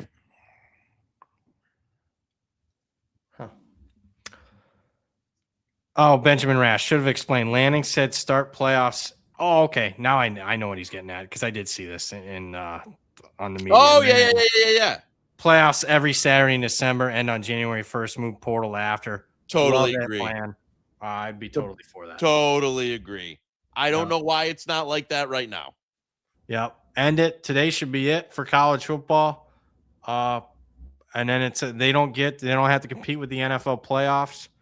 I would love that game plan. I don't know. Remember last year's Natty? We were doing a show pregame. There was no juice because it was like an NFL play. People are checked out of college football by the time you get to this final. Everyone's in NFL playoff mode. Yeah. And NFL, no matter what you say, is still king. So it's the king of all media. I mean, it's the number one television show in America. Yeah. So, I mean, you got that to me I don't know why it's not like that right now, but I'm with you. I'm with Lanning that they got to get this where like they should be ending the season this weekend. Duck, that was a big stop on that 2-point conversion for your total.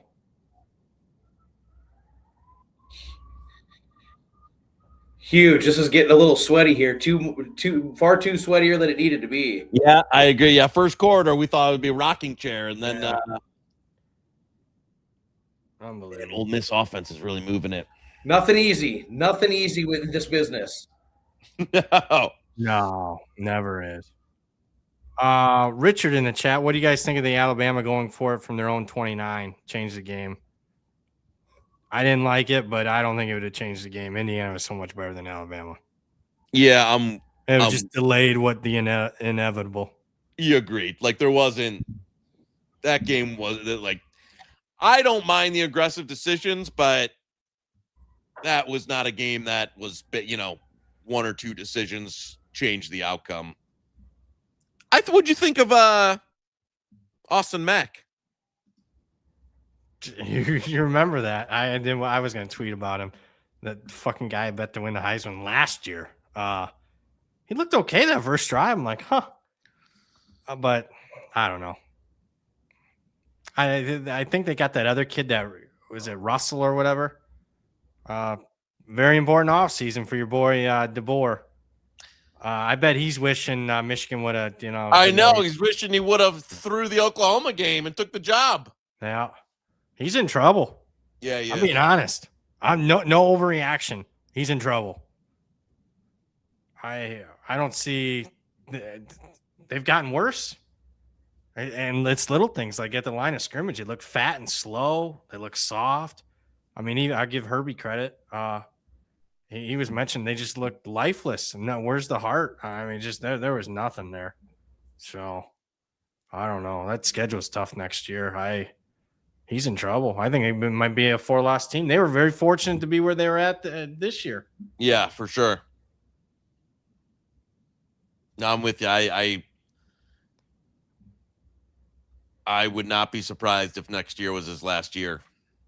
Now he'll get another job and he'll be a better fit somewhere else, but he's just not fitting in there. I don't think. I mean, I know they did well recruiting, but I don't think the war chest is there like some of these Big Ten teams. Just don't see it. Yeah, and that's like the I feel like the new era. We got to get Moretto back on these bots. Look at this. Unbelievable. Yeah, Moretto probably, Hey, right, bathroom break. I was gonna say he worked one quarter, and that was there he is. Yeah, I see him. Yeah. Now he's back to work. Worked one quarter. I got to give him credit though. Is 1 quarter more than Jason and all the other people. Unbelievable. Duck, what were you doing before this last? See, because I know people kind of like. I mean, everyone that watches this show is familiar with you, but before your this year at Action, what was the Josh Nunn experience?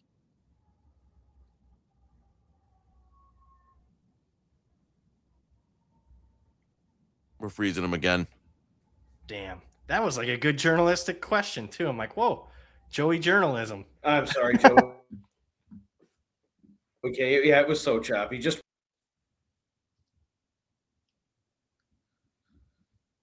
You know what? It adds to the mystique. Yeah. Well, that is good for his. Yeah. Yeah. People will never know. Yeah. You're in rare form. We need a Georgia. We need to be up at halftime. That's all. We just need to be up at halftime. So I'll spin it positive. Big third down coming up here. Joey K, ask that question again one more time. Oh, where are we? The people? What was the step on a duck before? So everybody knows, like people that watch this show know now for a lot of folks. But before your year at Action, what was? What a move! What was the Josh Nunn experience before that? Yeah, so I've been betting on college football and college basketball since 2008. It's really the only two leagues that I really dabble in. A professional career to almost 20 years in financial services, banks, and credit unions. So, financial services background, a numbers guy, really big into the analytics, the spreadsheet work, like everybody else seems to be these days. So that's kind of my path to getting involved in being able to create content and have a platform to talk about gambling on various different outlets. All right. Putting you on the spot. If you had to tell one play, are you going with Stuck, Colin, or Calabrese? One play for the rest for your life's on the line. Which one of the three from BBOC are you telling? I can't believe you're putting me in that position. I mean, Calabrese is my dude. We ride or die on the G5 deep dive. So I'm going to stick with Calabrese. He's my dude. He's a guy that was instrumental in getting me involved with where I'm at today. I love all three of those guys, but I'm going to ride with Calabrese. I like it. Question. Joey journalism. I know C-Dub had a great year.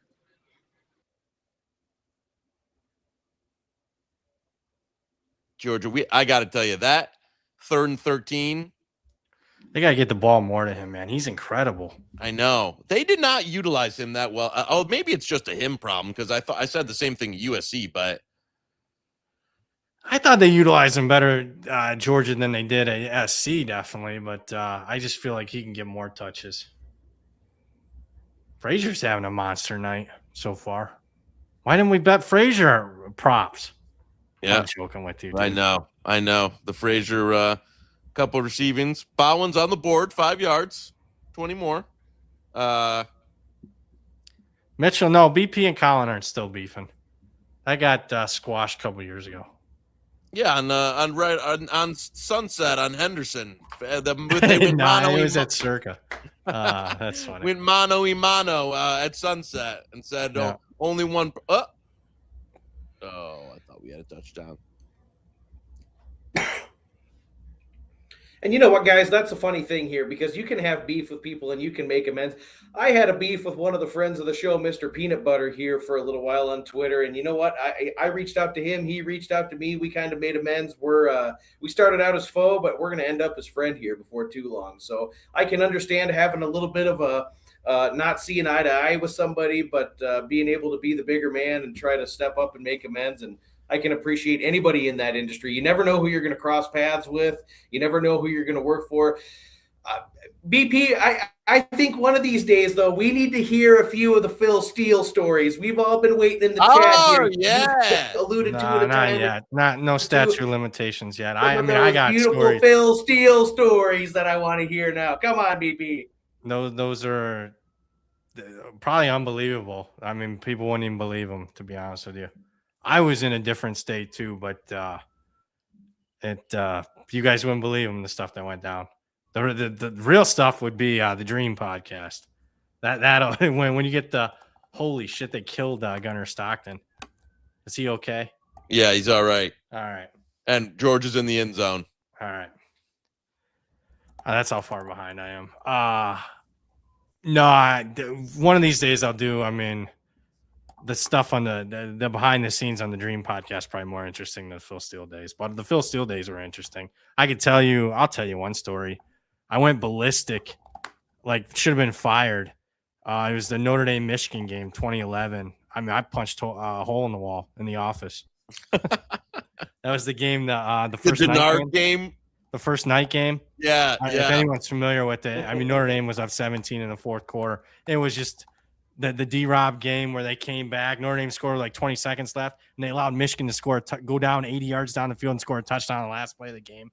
Yeah, I punched a hole in the wall. So, I mean, it should have been fired, but, it is what it is. Yeah, Duck, we'll have you back. I see there. Yeah, we'll have you back on. I don't know how many watch-alongs we'll do if we'll do one for the championship. I'm not volunteering, Moretto. I'm just saying if we do, we'll get you on if you got your home internet. Sounded like a volunteer to I'll just me, say, but too, I don't know. Here, this has been a lot of fun. I got a lot of reverence for the show and for both of your guys' work, and I'll be happy to be back on again soon. Yeah, we got to get them on, especially some early people would love early season 2026 Duck stuff because he's in the weeds. Almost. I mean, the two people next to me are watching more. Fucking summer stuff, spring games than most people on Earth. So we Thanks, appreciate Doug, for coming on. We appreciate you, buddy. Happy New Year. Happy New Year. I live and breathe this shit, guys. College football has been my favorite thing to do since I'm 8 years old, and I know you guys are about the same. So I appreciate you guys having me on. Thanks to all the listeners. I'll be back again soon. All right, guys? All right. Sounds good, man. Happy New Year. Thanks for coming on, man. We appreciate you. The NDA BP sign hasn't passed. Yeah, I need some RJ Bell stories. I mean, I got them. I mean, the best one is why I left. And that happened at the Super Bowl. So that on Radio Row, that's one of the best ones. But yeah, eventually I'll talk. I don't know. I don't know if anybody really cares anymore. Duck needs to pray these next 4 minutes, no score. I know. That 2-point no good was vital. What are we thinking here? We're right back to here we are. We're right back to minus. Play the live line 6.5. We're right back to where we began. I don't know. I mean, I thought Georgia was pretty fortunate on a couple of those long third downs that drive. I agree. I would say some of the run game stuff I think is a positive. Some of that I think is optimistic. Crestman, Brad, do you still talk to KT? Yeah, I just did a show with KT on what day was it? Tuesday. I did a show. What's your thought? We're back. I mean, we're back to 56.5 on the total, 6.5. I mean, we're almost back to basically the opener. Right, pre-flop. Yeah, the opener. We're right back to where we were, and this line came out after Mississippi beat Tulane. I mean, I'm gonna root us home, but gun to my head, I'd probably lean Ole Miss. Really? Interesting. I think Chambliss is really playing. I mean, if you told me which quarterback I'd rather have, it's Chambliss. And Georgia's defense hasn't been particularly good so far. I thought it'd be. I'll go head to head on that. You're feeling maybe it. I'm 2 plays behind, and they're driving already. Yeah, Ole Miss. Yeah. Okay. Yeah. Only take the kickoff back and then lock you into a head-to-head. Yeah. But I'll go head to head on you on that. Georgia's been a second half team all year. No, that's fair. If you want to talk second half adjustments, you got a makeshift staff for Kirby Smart. So, and they even made them. I mean, this is kind of reminiscent to the. I mean, Ole Miss played even better in the first go around and still lost by 8. You know what I'm saying? Yep. We'll see. I'll probably jinx it there. I'm not. If I was worried, I mean, this show they'd have to put like a different rating, like the MA mature audiences. Like if I was really worried, then when we got to change that graphic, viewer discretion advised. That's when I'm worried. So Georgia did get a few fortunate third downs. I agree with that. Was I friends with Jonas Knox? Yeah, I do like Jonas. Behind the scenes, he's a good dude. I don't think I know who that is. Jonas Knox, he's one of the main guys on Fox. He does a morning show with LeVar Arrington and Brady Quinn. Good dude. I'm just not saying to say it. I'm at the age where I'll just say whatever. Right? I mean, whatever's coming, I'm in. But no, really good dude. I like him. I'm looking at any super chats or anything. We got another guest, don't we, for the third quarter? Austin Mock coming up. We'll see what we got at halftime here for second half. Do you watch let me ask you this. Do you watch these watch-alongs that Rob and everybody does every week? How do they do this every week? I'll check in. I mean, I'm not going to say I'm there for the entire time. I prefer the pizza buffet in terms of ones I do. But I mean, I agree. I used to do, was it a few seasons ago, the Thursday night watch along every week. And I agree. By the end of the year, I was like, if you make me do any more of these, I'm quitting. Yeah. like I don't. My attention span's like. Oh, balls out, touchdown, dogs. Fumble 6. You were you were sitting right there on the head. Not yet. I think, man, I'm getting so old. I remember when Charlie Weiss Jr. was a little kid, man, on the Notre Dame sidelines. I'm just not into this. Yeah, Ducks for man with midway, like end of the first quarter. I was like, oh, that's free money. And that first half under went to. Well, I still think Ole Miss go down the field and score here. I agree. So, Joe in the chat, Joe Bo loves the Rob Pizzola live watch-alongs. I guess it's popular. Barstool continues to do it all the time. That's all they do. I guess I'm boring, man. If you got me on a Notre Dame one, that would probably be good TV. Yeah, we tried to do the we really missed out on that playoff man, I knew you should. I mean, I was so fired up. But I knew as soon as they showed Alabama at 9 or whatever, I knew it was over. So Drew's asking me, oh, here we go. What's your quick take on some old heads in the LV tout world? Scott Spreitzer, know him, don't know him well. Gil Alexander, know of him, don't know him well. Marco, know him a little bit more. He's a good dude. I don't have any problems with any of those guys. So, but I hung out with a couple of more of that crew when I first moved to Vegas. But then to Vegas, I was just, I didn't want to hang out with anybody. I was in, that was just me, personal. What is going on here? Did they make the extra? I'm even looking at my odds screen. Did they make 21-12? All right. I'm starting to get fired up about that. I get my TV's delayed. Why is my odds screen delayed? That's what I'm pissed about. What DM? I remember listening to 4-Hour Dream preview pods in college on my way to class. I do not miss. I could tell you, I don't miss them. That's what you get out of me. Them 4. They weren't even 4 hours. Imagine they were double that. What? Yeah, they were. They're 4-hour pods, but beforehand and afterhand, you could add another 4 hours. I couldn't tell you how many nights like going. I mean, I was pulling that last year I was there. I was pulling like 2 all-nighters a week. I mean, it was just not sustainable. So, Mac and AJ love BP. Who doesn't love me? Probably there's quite a few. Peanut Butter doesn't love me. He hates me. There's a guy that doesn't like me. I was gonna say, no wonder he didn't. You got beef with Rufus? Who? You or Peanut Butter?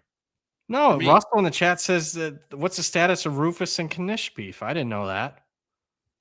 I don't think we've had a few chirps at each other, but I don't think we had a real beef. I said we said what up to each other at Bet Bash, but I wouldn't put that in the beef category. It was more just sometimes you got to chirp at one another. That makes life interesting. I think the last thing I got annoyed with Rufus about was the college football teaser thing, where they that our friends at FanDuel, where you could get plus 110 college football teasers, and then they put out the the teaser beef. Yeah, the teaser legitimate beef.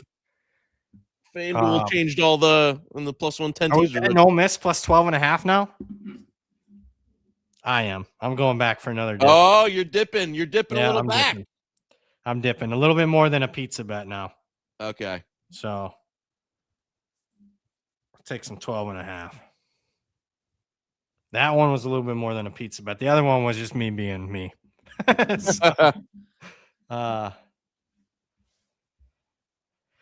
Michigan Miller. Joy, are you happy with the new Michigan hires? Yeah, he loves them. A+. I mean, listen, my biggest thing when Whittingham was hired was, one, obviously his age. Two, I didn't think he was going to get the staff to come with him, or any of them. I mean, I thought it would be like, we're going to have to hire a brand new staff. And instead he got the whole, I got to tell you, if you're Utah, you really. They fucked up. It's just one of those, like, you never would have thought, right? You're like, all right, we finally, like, let's move on. Let's go to the scale. But, like, oh, no, now we got another job and we, like, our whole staff has been pillaged. Yeah, that, I did not think that was, and that, again, that when I was doing the initial grade on me, because I was like, absolutely no way. I didn't think he'd get Beck. I didn't think he'd get Jay Hill. I didn't think he'd get, so how did Utah fuck up? I'm lost. So they wanted to move on because they didn't want to lose Scally as DC. He was the coach in waiting. So they kind of were like, hey, Whit, can you call it a career? But when they let him go, you're thinking he's going to be in the booth next to Urban Meyer or something on a big noon kickoff or something next year, not coaching Michigan and coming to pillage your entire staff. So now your new coach in waiting has to hire a brand new staff from the start, like new OC, new O-line coach, all these guys have been in Utah forever. So I don't know if they've worked out more horrible for them. Yeah. It's not, I don't know if they really fucked. It's just like, yeah, it worked out real bad. And I saw, like, I don't know, one of the best defensive players hit the portal. Where do you think he's going? The Daily kid at Edge? Yeah. He's hurt right now. I don't know. I don't have a ton of insight on that. The only insight I have, I think Notre Dame's going to be really not quantity, quality, because they're quiet. And I could tell, I'm reading the tea leaves on the guys that they got a ton of transfer outs, and that's telling me that they got guys coming in. Yeah. I think they're going to really be aggressive. Kevin's got a couple of super chats. Kevin Corona, $5. Jonas Knox worked for RJ Bell. He didn't work for RJ Bell, but he worked on a show that we did, Daily Show, Fox Sports Radio. We had a daily show. I did that for a couple of years. That was a lot of work all year long. Yeah, Monday through Friday, every day. Oof. I used to listen to KROQ when I was younger, and he would pop up sometimes for NFL picks. Don't remember him or you. Yeah, he would. He's got really good work ethic. But yeah, we were on a couple of years doing the show. We were after Gottlieb. We had Gottlieb. We were on after Gottlieb. So he's also asking, I used to listen to the Bet the Board pod or the BTP pod. I thought of BTB as well. I remember them mentioning Knish saying something about their snacks of their choice watching games. What? Or BTP pod? What? BTP. What is, I don't know. Snack of choice. I don't. You got to give us a little bit more on that one. I don't remember. Kevin said their snacks were weird, like clams or something. Oh no. This was, the we're thinking Bet the Board. Process. Bet the process with Rufus and Ma, when they were like, "Hey, what do you guys?" And like Jeff Ma was like, "Oh, I love normal people would be like, oh, I like some Lay's or something, or like some some pecans, or like some a nut trail mix or something." And they were like, "Oh, I like my caviar from the French Riviera. If you can get it on dry ice with a little bit of hot sauce." And Rufus said something like, like those truffle bags from that. It was like the two most like unrelatable snacks I've ever heard in my life. Okay, that's funny. Boy, people are really going down the rabbit hole. Remember the dream preview with me and Matty Holt? I like Matty Holt. I think he's totally. What year was I don't remember ever listening to a dream pod with you with it. Yeah, I would do the NFL show. He would do mainly the NFL. He did some colleges, but he would mainly do the NFL. Yeah, I liked Matty Holt. I liked the guy. I really liked. Out of anybody in Vegas that I really liked, I mean, unfortunately, he's not with us. Malinsky, I liked quite a bit. So I liked him. He was a different dude. The lore on Blue Horseshoe. I could do a whole podcast series on that. I could do 5 seasons of a podcast on Blue Horseshoe.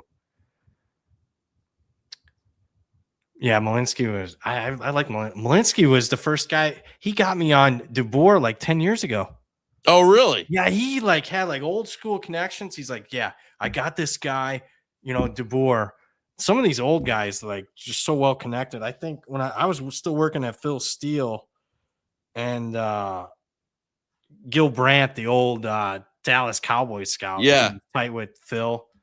He gave me Lincoln Riley like years before before all this. Yeah, there's this up and comer called Lincoln Riley. I think it was even before he was calling plays at East Carolina. Lincoln Riley. That's what he told us. That's the name to know. This was like, fuck. I mean, I don't know, 15 years ago. No shit. Some of them old school guys. What are we thinking? We're at 2-minute warning here. You comfortable? You look comfortable no matter what. Yeah, I'm always comfortable. I think you'd be in that position if we're down 21-12. Yeah. Yeah. I mean, we've definitely ran well in the first half. You know what I'm saying? Need to hold them to nothing here. Yeah. Yep. That's what I would say. I don't like that a field goal lands 6, though. You know what I'm saying? Yeah, I hear you. Yeah, I would not like that at all. Yeah, that would be terrible because 6 being available too. That'd be the super gut punch. Yep. That'd be a good way to start the year. Although I will say that Duke Arizona State landing 3. Yes, agree. I saw your tweet on that, and I was in a similar position. Yeah. I was like, oh my God, thank you. Like I ran well in that game. I think Arizona State should have won the game. I agree with you. I mean, it was over, right? Like after that 4th down, they fumbled it away. Like that was a big drop. Ran really well in that game. Yeah. But I had a stupid, idiotic decision not giving out Oregon team total instead of them on the side. Although I would have gotten so many questions, giving them out at like -2, 2.5, and them flipping the dog. Sometimes that's worse. Like people are like, "Oh, this motherfucker doesn't know what he's talking about." So I just know you got to get your mind and your clients and your customers, your listeners, whatever. I mean, they say CLV doesn't matter, but boy, you give out a best bet and it goes the opposite way and people react. Holy fuck.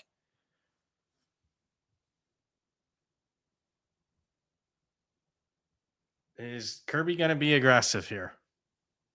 I think remember the SEC championship game, he went for it and then he didn't do nothing. Like he went for it. It was an all-time risk like before the half, and then he didn't do anything afterward. It was so dumb. Yeah, I think the sequence at the halftime of the Alabama game.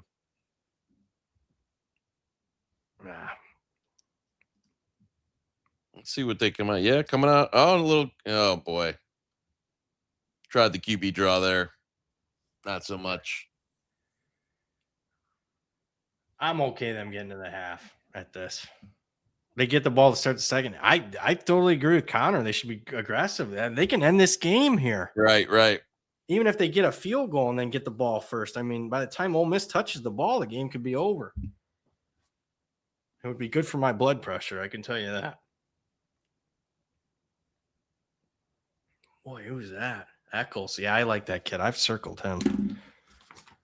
I don't know. I got to watch a ton of film. The portal's going to be ridiculous. Are you betting a lot of basketball? I see Michigan's doing well. They're on like a historic stretch right now. Like to start the season. So yeah, I'm betting some college. I mean, I'd be lying to you if I'm like watching or following it real hard, but yeah, doing a good amount of college stuff. I think they're down to like friends at FanDuel. I want to say they're like 350-1 to win the Natty right now. Really? Holy, at this time of the year? 4-1 right now to win the Natty. Yeah, they're like Yeah, they are fucking destroying people. Let me pull up the old KenPom. We got hours here. So 38.53. That is way up there for a net rating. Oh, Duke was better than them last year? What? I don't see that. Duke was that good last year? I don't remember that. They're minus 21.5, 23 tomorrow versus I think they're a 12-1 USC team. Shit, yeah, their current rating on KenPom is one of the best ever. Yeah. Wow. And it's crazy. Like, the team is totally, I mean, this is the new college basketball, but like literally none of those guys were on the team last year. Huh. Dusty May, legend. Yeah, he's basically, I've heard people say he's basically Signetti in basketball. Yeah. Yeah. Yep. That wasn't the drive we were looking for to end the half. No, never is with Kirby. Did not like that. He forced them to use their last timeout, though. I don't think on 3rd and long, I don't think that's terrible. But no, I agree.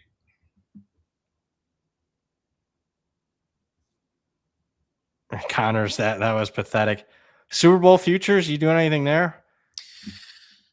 That's going to depend. There's a lot of shifting. I mean, like the Rams could play the Bucks or the fucking Eagles, and basically the difference between being a layup and an NFC Championship game in the wild card round.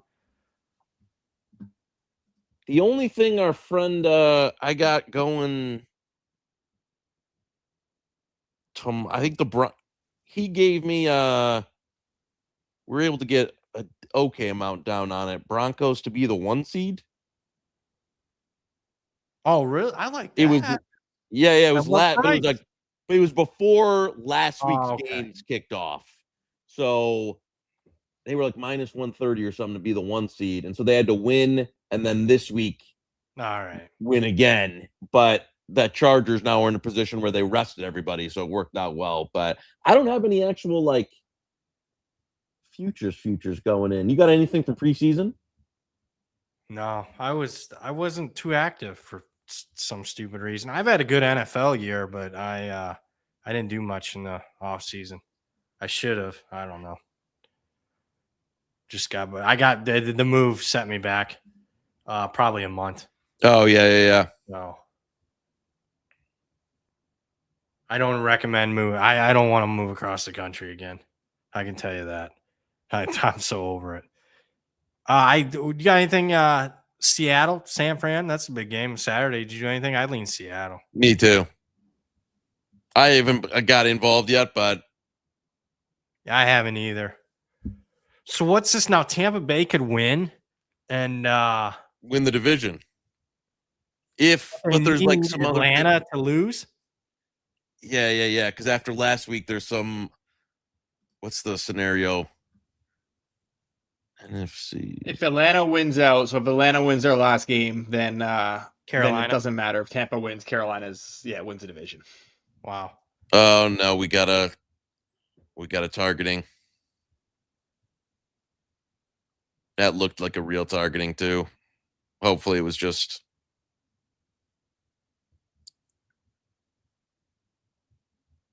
How far are you ahead of me? Jesus fucking Christ. I mean, he hits him with the shoulder, but it's right in the. Already in field goal range. That guy can make 75 yarders. I mean, they crossed the 40, their own 40, and he's in field goal range.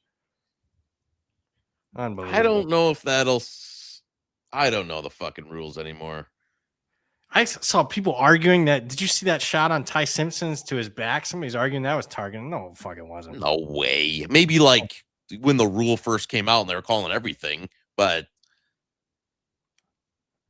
the most ridiculous one was that Caleb Downs against Penn State that they ruled not. It's unbelievable. Like he even was stunned. He was like, "Oh, okay." Guy in the chat, thoughts on Indiana -4 against Oregon. Knish took Oregon plus 4.5. I think other people in the chat did. I'm going to let that breathe. So, especially when you see a market move so against a team on game day, that usually, even if it's wrong, there's a trickle on that still, maybe even the next game. Yeah, no, that's fair. I know it's just crossing through zero, but we're talking a playoff game. And for that to be so strong and people to be really coy about it, because I didn't know too many people that were on Tech. I mean, they're betting that like they knew the final. When did we get a decision on this yet? Yeah, confirmed. He's out. Oof. I don't like their secondary to begin with. I don't think that was targeting. That's just me. I'm a little. Do you think that was a targeting? He threw his shoulder. I know. That's why I was saying, like, the way they've called it this year, I would have bet, like, I would have took the no on them confirming it, but I gotta look now, yeah, now I gotta look now. God fucking damn it! I'm worried about this game, man. It's gonna land 6. I know. That would just be yay, 2026 off to a great start. Fuck.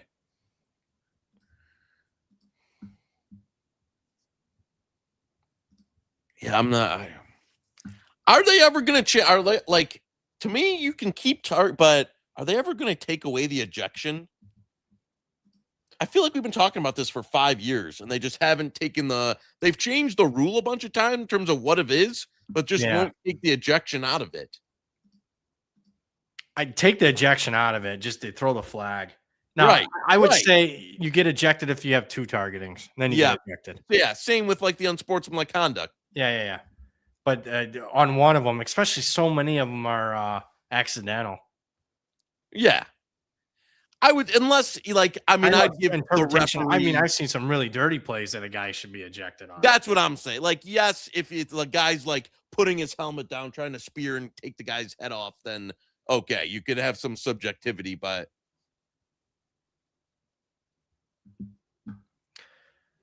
he'll come back and beat us outright. But I'm not big on the Pete Golding hire. I'm just telling you. No, but who were you gonna? It's like I know why they did it. I'm just saying. Yeah, I'm with you though. I'm just saying it's not going to work out in the end. Are they gonna? I say that on a podcast and they'll win the fucking game. And 4th down, you can't clock it. Oh, they're not going to get it off. They're not going to get it off. Oh my God, half ends. Landed inbounds, but it was 4th down, so they were going to try and clock it, but they can't clock it. So then the field goal team tries to run out late. Wow.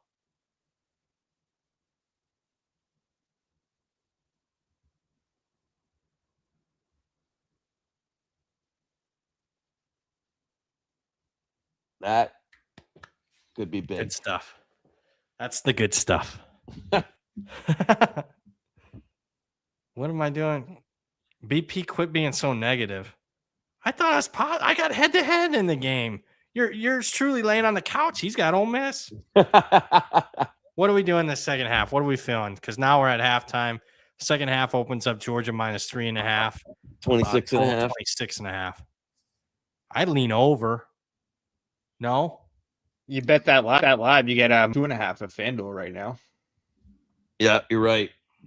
Oh, they also had we just moved. The live total was a little bit high too. Was it? Yeah, it was 59.5.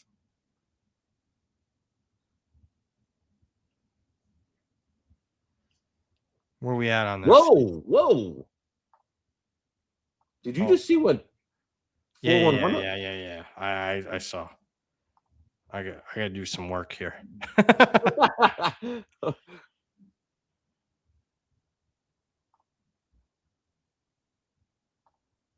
Yeah, if you're looking at an odd screen, there's some tasty middles out there. There was some middles. I think some people probably watching it with us just took that. There was. Do you normally see that? No, not for this type of game. No, I agree. There's only one game in town right now. Right. Come on. Wow.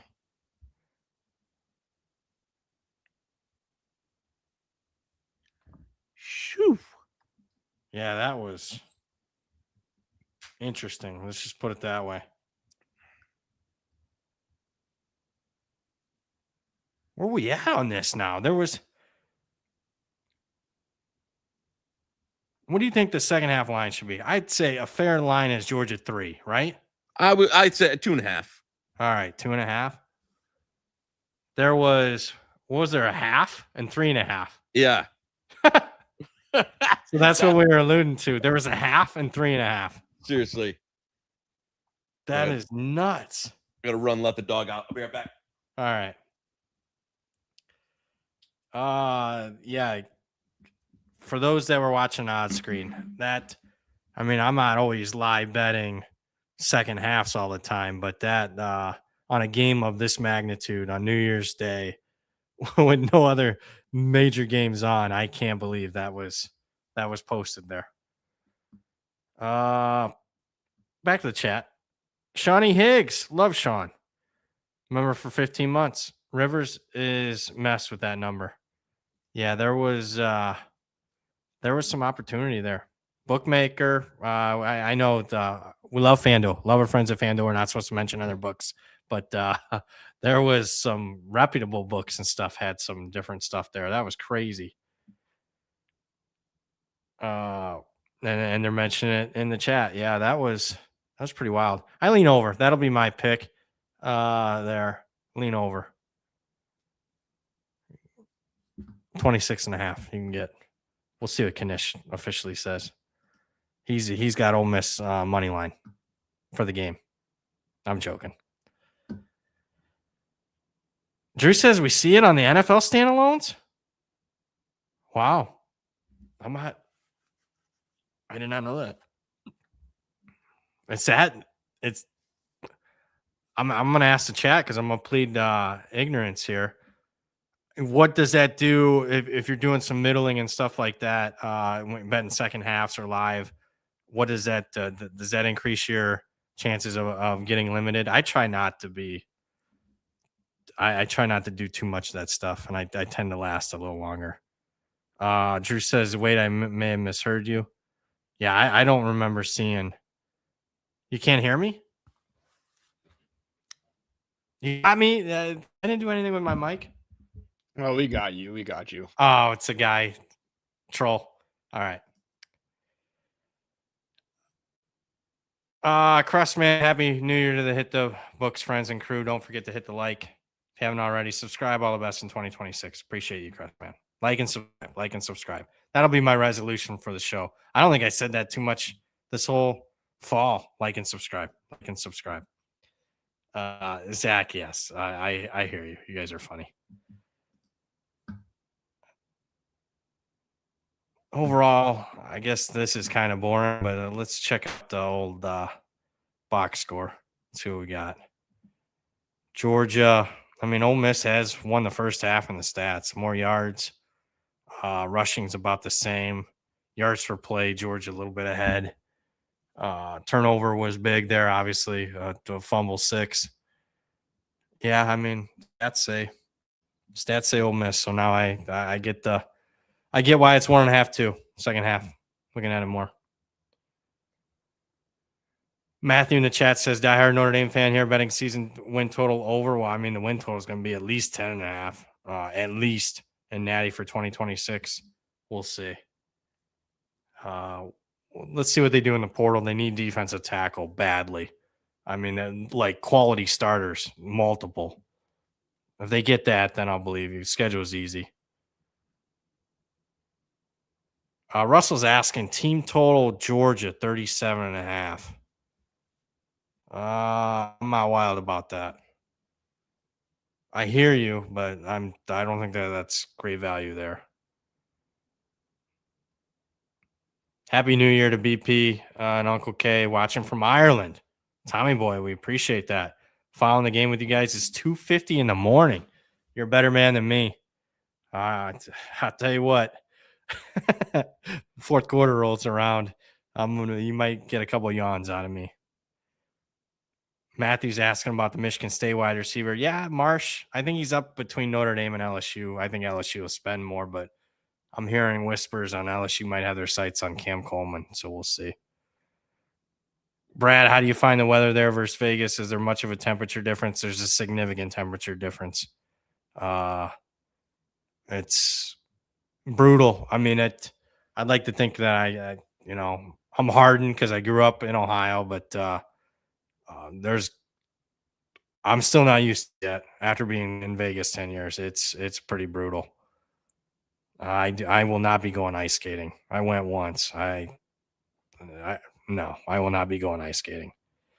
Derek's asking about Georgia's second half. I don't know. They are a second half team, but I'm not wild about it. I lean over 26.5. We'll get Knish when he comes back. Why does Fez subtweet me all the time? I didn't even know he subtweeted me again. I haven't followed him anymore. I don't know. I don't pick on him as much anymore. He's got enough problems with what happened in 2025. So I haven't been following him on Twitter. Charles asking about Payne, about Florida State turning in Nebraska. Yeah, I mean, they're going to have to I don't know. The future's not looking good for Florida State. Portal's really been negative for them so far. We'll see. They'll have to go out once again and get a bunch of guys in the portal yet again in the final year of Mike Norvell. So it's not a good situation. I'm not a Matt Rule guy.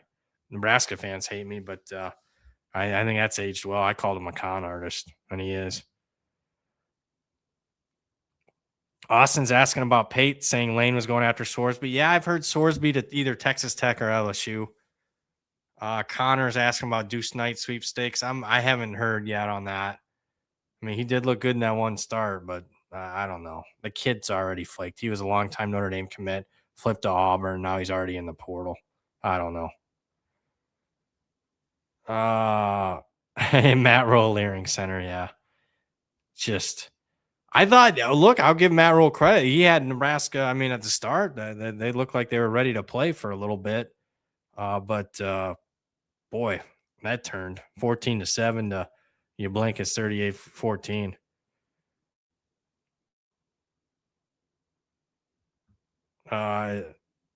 What does that make Norvell? I actually think Norvell's a decent human being. So that Matt Rule's a snake oil salesman. Norvell was dealt. The program just hasn't rebounded from that decision that the committee made leading them out. They've been dead since. Probably shouldn't have played that Orange Bowl game against Georgia. They never recovered from that 60-point loss. Russell's asking about Jim Knowles' good hire, but it seemed like immediate success from his D's in year one. Yeah, I'm not trying to be negative. I don't think it is a good hire. I know everyone out there is saying it, but his defense wasn't overly great this year at Penn State. Obviously, there's a lot of issues around that program, so it's not totally fair to judge him there. I thought Ohio State performing as well as they did this year on defense without him and without like 8-9 starters wasn't a good look for Jim Knowles, considering it took him 3 years to get to that level on Ohio State's defense. He's up there a little long in the tooth there. I'm not wild about that hire for Tennessee, but obviously they didn't play well defensively this year. So Knish's dog took a New York Times to the tree trunk. That's Jesus. One bet for my life. Who do I trust most? Fez, RJ Payne, Todd Payne. That's easy. Payne. The guy's got connections. That's all I'll say. Norvell couldn't beat UCF with 5 tries while at UCF. I think he means at Memphis. Not sure about his character. I'll trust BP, but dude can't coach a major D1 program. He did have Florida State did win 19 games in a row. You don't do that by accident. It's been brutal the last couple of years. He is in over his head. I think where his landing spot will be, I think Norvell will end up being a good offensive coordinator, like an SDC program. That's where he'll be. Is there any college job Freeman would take? Maybe the Buckeyes, but I would say I would say Marcus Freeman, this might be it for him at Notre Dame. This might be the last year. Then he'll go to the NFL. Best side for a number that's currently available for a bowl tomorrow. Shake Griffin. A lot of people are in the chat. We're rolling here. Not other friends at FanDuel, but if I had to make one bet tomorrow, it'd be Navy -7. Widely available outside of FanDuel. That would be the bet I'd make. Don't overthink it. Keep it simple, even though it's mood. Sox fan, we're expecting Clemson's defense to be better after the Tom Allen hire. Am I crazy for wanting them to hire another Penn State coordinator to replace Riley, Kotelnicki?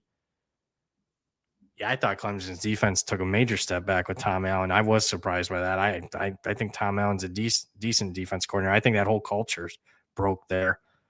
I was hearing, who was the coordinator for that I've been hearing for Clemson? I think Morris.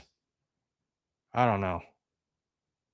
I thought it was Morris that I was hearing for Clemson. What does BB do when he's not betting or talking about betting sports? I like nature. I live near a lake. I go to the lake. It's tough when it's cold, but I appreciate nature. I take a lot of photography, believe it or not. I got more photography now that I'm back home as far as wildlife. That's what I like doing. Get those likes up. These are rookie numbers. Like and subscribe. If old BP had a vote, would you go May or Stafford for MVP? Yeah, I wouldn't know enough. May probably. I don't know.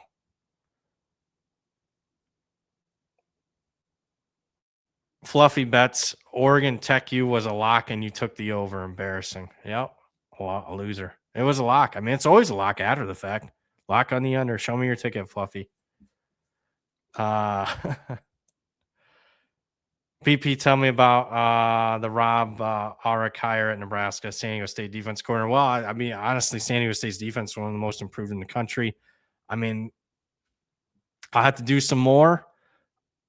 I mean, he did as good of a job as anybody, but, doesn't have a ton of experience, but certainly should be an upgrade over what Nebraska had a defense coordinator this year. That was pathetic. Best money line dog tomorrow. Good question. I don't know. I don't really like one. Arizona, if you can get some shot, but what is that pick? I mean, what is that? It's like -110. I don't have one tomorrow. You got a money line dog tomorrow, Knish? No. We got Mississippi State as a best bet. I like Navy. That'd be the side I'd bet right now. Duck just gave out Texas State, laying the points there. I mean, I don't know. I got nothing. Yeah, I mean, Zona's the only one I would even, and that's basically pick. Before we get to our next guest, we got a couple minutes before half. We're looking at like 1.5, 26.5. What's your thoughts on the second half? I lean over. Yeah, I'd lean that way too. Would probably slight lean Ole Miss on the side, but I'm not crazy you about are Mr. Ole Miss, man. Jesus. Trinidad. Well, you like No, not in the second half. We're totally fine at our where we bet it at half hour ago. We're staying put.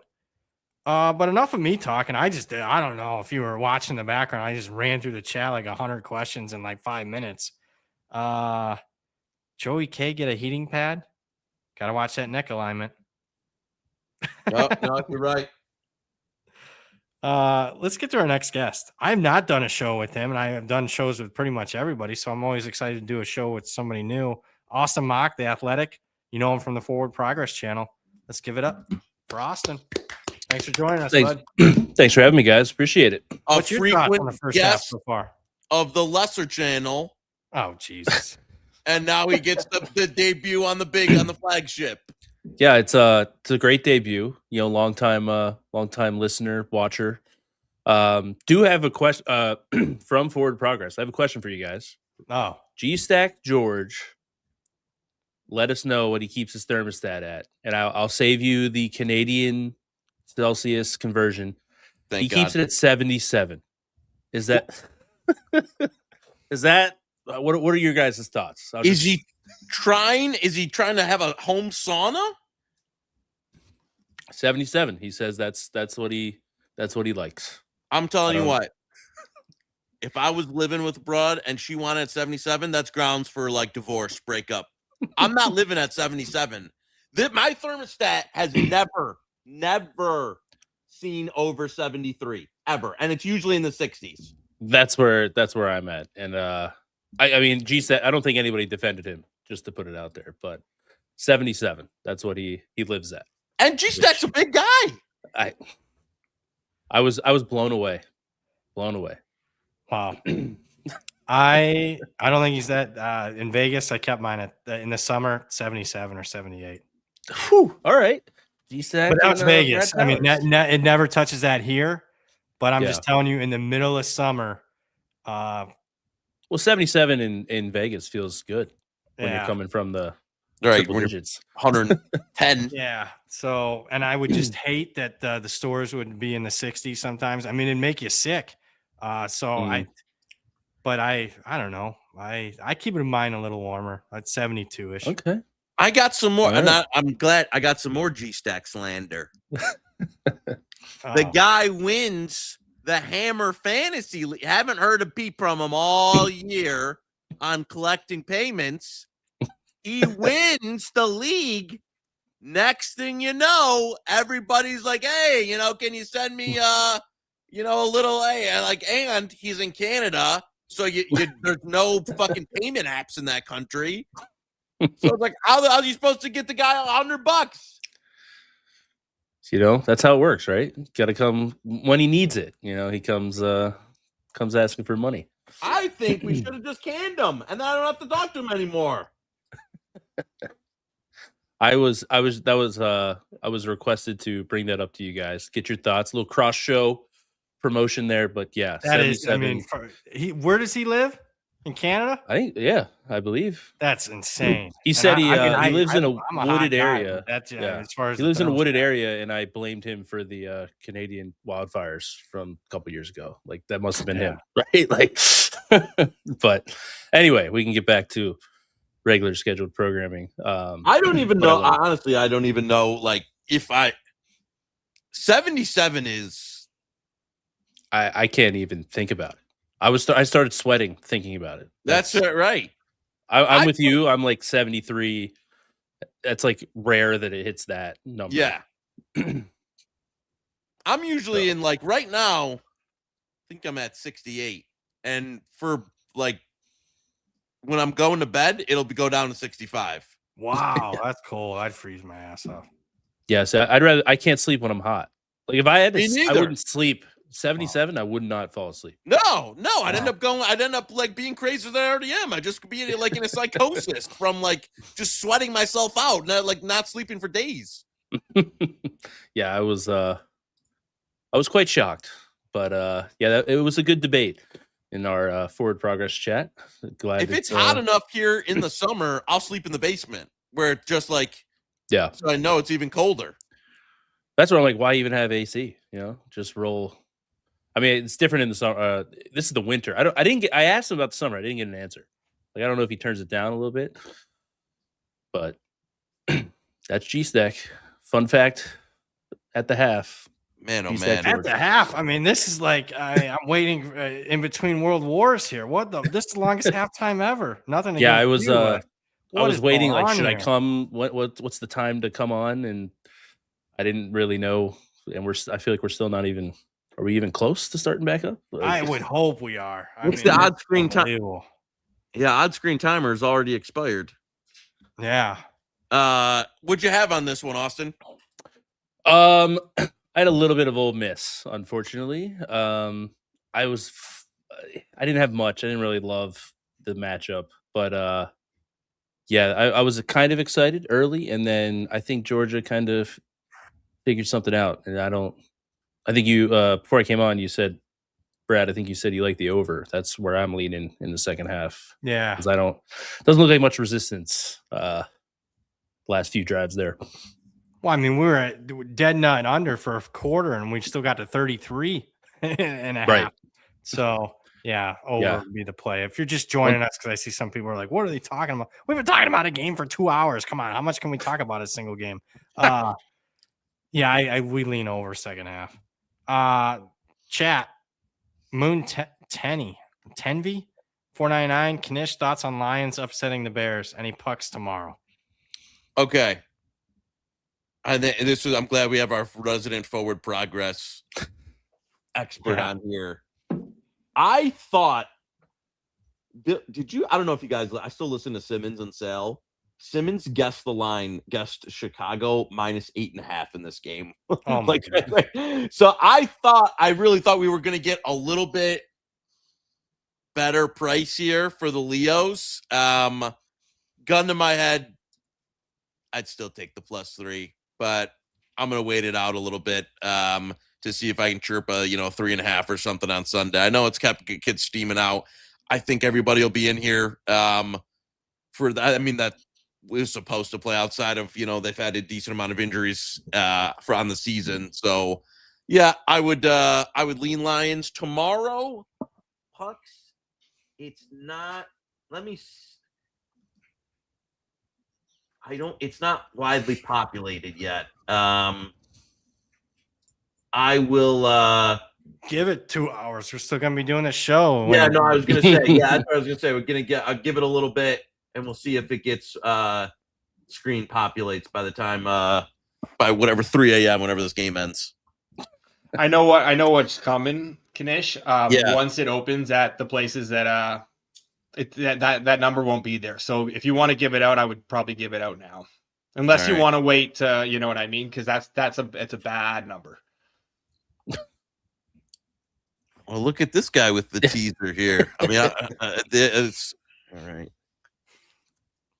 Give me a minute here, and we'll go with bet it. At first, Moretto. We actually bet our stuff here, so we just don't talk and give out bets. This is a big drive. Georgia can end this game with a touchdown. Yeah, at least a stranglehold on this motherfucker. So yeah, it would. I feel like a touchdown here feels quite the climb for Ole Miss.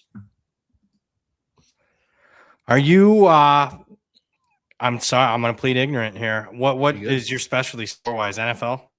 NFL for sure. Yeah. How involved are you in Week 18? I honestly, I'm not a sicko grinding the I hate this week more than anything. I'll get involved, but I try to stay at least one of the things was we talked about this on Tuesday with Forward Progress was the Eagles were probably going to sit everybody, wait for those to get announced, wait for that line to come down because Tanner McKee is serviceable. It's one of those that's where I'm. But I hate even the Lions. You were just talking about the Lions. I think the Lions +3 is my numbers are there, but I just don't know what they're. It's just I hate waiting around. All right, we don't even know who's playing yet. What's their motivation? Yeah, that's it's the worst week of the year. I hate it. Some people like it. I'm not that guy. Chicago needs a win or a Eagles loss to get the 2 seed? Yeah. You think they want that 2 seed to play the bang the Packers? You do not want anything to do with the Rams. Yeah, I would be trying to avoid the Rams at all. And then there's bad blood from the Dan Campbell was going for it on 4th down up a bunch in the first meeting. I don't love that. I don't know how much how that has changed. What was that, week 2, 52-21? Yeah, that was a long time ago. Totally, everything's changed since then. Yeah, but yeah, I would say 3's there, but I don't offensive line. A lot of banged up guys there. Yeah, a lot of banged up guys, and that's the one unit that I'm plenty good. I'm not trying to back Jared Goff with less than serviceable. Even against the Bears defense, it's not great. Less than serviceable offensive line. No thanks. I'm with Knish. I thought that'd be a little higher than 3. Yeah, I think you might get it tomorrow. You never know. I think you're going to see a lot of movement tomorrow. Yeah, tomorrow's the big day, I think. Yeah. Were you guys shocked by either result earlier today? I mean, I guess Alabama was kind of shocking in itself, but Not. I mean, obviously. I mean, I didn't have fucking Alabama losing by 35, but I mean, I'm not stunned that they got beat. Beat. Yeah. How terrible! I knew Tech's offense would struggle a little bit, but I didn't have them struggling like that. I actually thought Oregon's offense would be a little bit better. That was not a good first drive for us. For you, Knish, and your bet against me, that was beautiful, but that was a joke. First drive. Here we go. Nothing's ever easy. Here we go. No, I didn't like that play call on third. Left a lot to be desired there. In the chat, they're asking Moretto for NHL plays. He came in, kind of stole the show. He came in with like the cheese of all time. Like it's the greatest bet of all time here, and it's this is the worst priced line of the year. yeah. And I'm not going to give it out. Let me just go back to stage here. Yeah. Well, I wanted to give Knish time to bite it, or whoever else time. You know what I mean? Like I'm not trying. I wouldn't mind betting more myself. My it opens like everywhere. That's what I was opening too. Yeah, but the issue is it's not going to open everywhere for a while because one of the teams in that plan right now. Yeah, starting to. Yeah. Way to be coy. People are going to love hearing that. Just gave a little extra clue out there. You're just going to look breadcrumbs, for everybody in the chat. Make people stay for the whole game. That's it.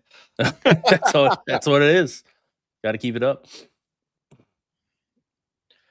Georgia wasted 2 possessions during the middle 8 just because they're up 9. Yeah, I mean, I agree. Yeah, this is frustrating about Kirby sometimes.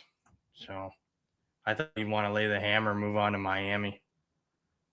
We'll see here. Shoot. I just wish I didn't think we'd get a rocking chair because of what happened the first 2 games. It's just never that easy like those 2 games. What do you think? Uh-oh. Let's just say Georgia. Well, I mean, we could do both teams, but Georgia Miami opener. Let me look. If the game finished right now at this final, I'm gonna say Georgia 1.5, 2. No, I was a little bit 2.5, 3 for me. Yeah, I was a little higher, but yeah, I feel like I'd want to bet Miami at 3. So yeah. It's a big play. Yeah. Mm-hmm. You got to go. Yeah. And this is. Yeah. It's early, but this might be the. He didn't get it. Oh, he didn't even come close. Moretto went 6-1 yesterday on the show, and he was leaving us hanging. That's how the Moretto tot service. Wow. So. Wow. It's a subpar day, actually. I was aiming for 7-0, so I'm pretty disappointed in that one. Listen to this guy. I got to tell you. Like, you guys are so far ahead of me. Like, I'm just watching the play now. Oh, my God. Didn't even sniff. Not a chance. Lost yardage. Lost like a yard. Yep. Now, do you agree? You take a shot. Let's just end this game. Take a shot. You got I was Branch. I wasn't trying to come in too hot, but I was like, if they don't get this and Georgia scores, I think it's over. Yeah. I don't with Ole Miss's defense, I just don't know. Down 16, I don't think you're okay. You're not there. Here's this is an Austin question. If you score a touchdown, would you go for 2 to go up 17 to make it a full 3 possessions, and the risk or 15 2 possessions and 1 2-point? I don't have the numbers on that, but I would lean towards going to try to make it 17. I think I would too. Yeah, I agree. Because you still have to get at least 1, like 2-point conversion. Right. So yeah, I think the reward there of 3 possessions in a game that you think, I don't know, like by that point, how many possessions are left? Yeah, I think I would. It's like the opposite of nobody the down. Goes for 2 there. Right. It's the opposite of the down 14. like I'm trying. I guess like the way that I always try to do that is like how if I was Ole Miss, I would want them to kick. Yeah. Right. Like I wouldn't want them because like if I feel like if I go down 17, it's like, damn. Right. We're cooked. So like I don't know. That's just my. What would Kirby do? Kirby's kicking it. Yeah, 100%. That would be the most shocking thing of the day if Kirby went for 2 there. But yeah, that's how I kind of try to think of those. If I don't have the math, like what do I not? It's like that's what I say with 4th downs when people complain about like okay, put yourself in the defensive shoes. Do you want them to punt the ball? Like I feel like it's always yes. Yeah, you're right. Yeah. Yeah, that's good. What's not good are them getting in. I mean, they had to make up for all the commercials they missed for the Alabama-Indiana game because that game ended early. That game was I went to IUP. I played baseball at IUP when Signetti was there. Oh, okay. This is good stuff. So yeah, so it's like hilarious. Like I think Brian Haynes, the defense coordinator, was like the strength coach at the time. Like, all right, crazy to see the like. I remember when they hired him. It's like, oh, dude, they got the running backs coach from Alabama. That's like an insane. His dad coached at IUP. That's why the connection was there. But it's just hilarious now. Like, yeah, I was just walking the hallways with that guy. Like, didn't think anything of it because it was like D2. They were good, but it wasn't like they were winning natties. They weren't Fair State or anything like that. But now he's 2 wins from a national championship at Indiana, of all places. It still doesn't compute in my brain what he's done. Austin, 2012, 295, 41 games played. Not a ton of power, 3 dingers.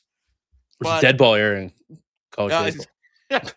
2015, 370. That was so. Hold on, before you say that, what I meant about the dead ball, they changed the ball in 2015. And then you can go to the. They lowered the seams, which made the ball go further. Oh, so now you'll see the 2015. Well, either that or somebody was, in the weight room with Signetti's buddy over there, getting a little, getting some of the good stuff. 372, 16 homers. Jeez, they changed the ball, man. They changed the ball. Only 8 homers in his first 3 years. 16 homers senior year.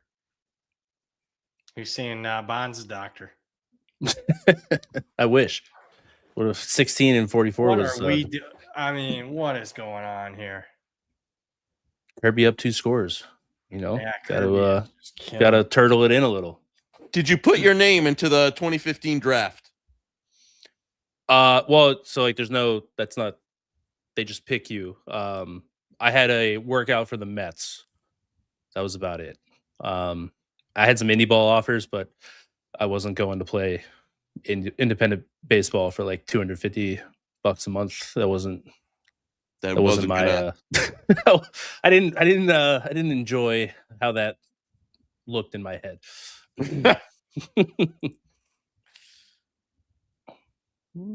But yeah, now Kurt Signetti's like on top of the college football world. Which, it's no exaggeration. He's it's the greatest coaching job ever.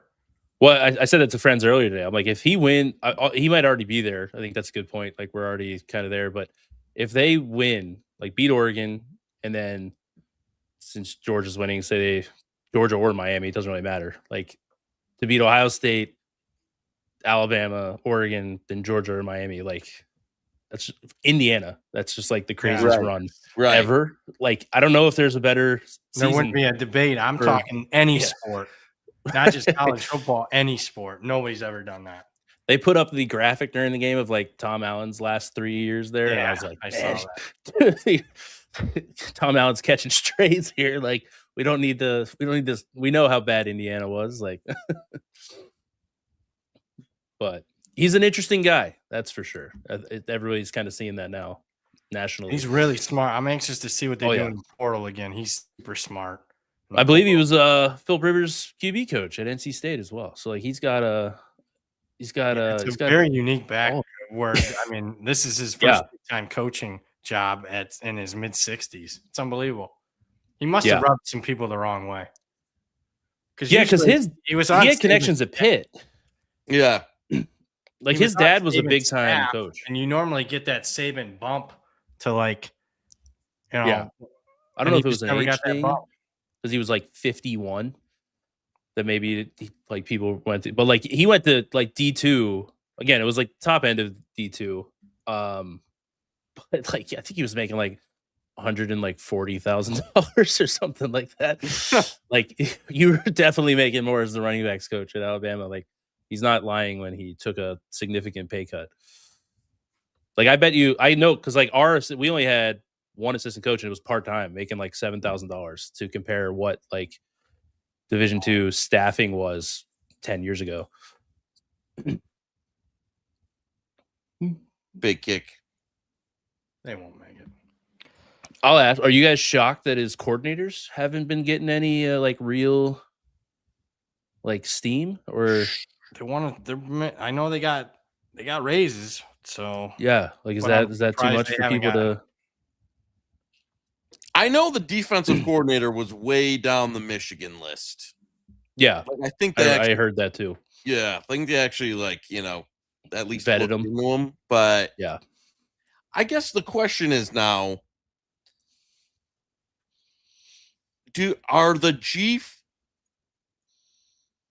Yeah, I guess there's no G. Like I guess like Brian Hartline, like on USF. Right, is that, right. Like is that like the bottom of where you want to go? Like, right. Because it's almost like you have one good year, your entire team gets poached. Yeah. Like, you have to be a stud coach, and like kind of like we've seen the FCS guys that come up and have success. I feel like that's the better path for G5s than like I don't know. Like I don't know if Brian Hartline's going to work out, but like you don't like that's the risk you take and that he takes. I mean, he'll get a job if it fails in 3 years, no problem. Right. But I think you're almost better off being the Power 4 coordinator than dropping down for the head coach G5 job now. Yeah, I mean, Will Stein, the Kentucky. Was there any others? Like I'm trying to like obviously Kirby that was 10 years ago now, but like there's not a lot of we've had a ton of coaching changes. The coordinators never really got any steam at these mid-level Power 4s. So like it's an interesting like Kirby Moore, Washington State. Like he had a pretty solid run at Missouri. Well, my specialty's NFL, but I'm dropping Kirby Moore to Washington State. I have a general. Right. I love Kirby Moore. Love and like Drinkwitz was getting. They missed him in the bowl game. I mean that's something to keep an eye on. I mean, if you look at preview to next year, I guess, but if you look at Drinkwitz's Missouri career without Kirby Moore, I know we've talked about that. Yeah, keep an eye on. But like he had a pretty good run, and like Washington State, like that's. I don't like it's an interesting game to be a coordinator right now because, like you said, you get paid $2-3 million. Like that's where the market's going. They don't even really recruit anymore. Like you can just be like, hey, game plan. That's all you got to do. Yep. That's what I would. Yep. There's some interesting. When I said greatest coaching job of all time, Herb Brooks, U.S. Olympic team. Yeah, Bobby Bowden. I kind of agree with that. That's probably an oversight on me, what he inherited there and what he built. I think from like a 1 year though, feels like within a 2 year stretch. I don't. No one beats this within 2 years. No one. Yeah. And like I know the portal, you can switch things. Like you guys talk about it all the time. Like the power rating changes. It's not shocking to have like a 14, 17 point swing based on roster movements and stuff from year to year, but like back years, that's what I mean. Like, like people are like, oh, he just has all these James Madison guys. I'm like, yeah, like look what Oregon just did to.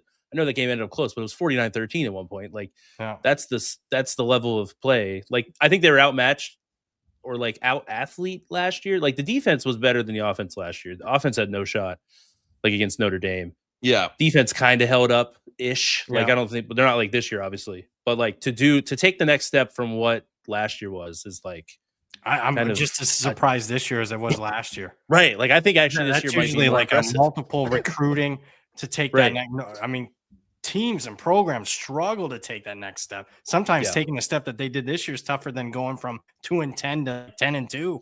Yeah, to get to like to be okay. We're a playoff team. To we're gonna we're a national title team is a huge step. If they would have went 9-3 this year, I would have been like, damn, he's doing a pretty really good job. What was their win total? It was 8.5, 7.5, 8.5. Yeah. So like 9 wins, I would have been like, yo, all right, he's here to stay. Like I bet some Ole Miss during the break. I don't like this. So just letting you know. I'm going. I don't like doing these shows because then I go on tilt. I'm gonna end up with a huge position on Ole Miss. It's like the Hitman fourth quarter prop sweats on Forward Progress. Those are fun. Live sweat. That's what it's all about. That's what we're here for. Yeah, we'll asking where Tommy Reese is at. He's calling plays for the Browns.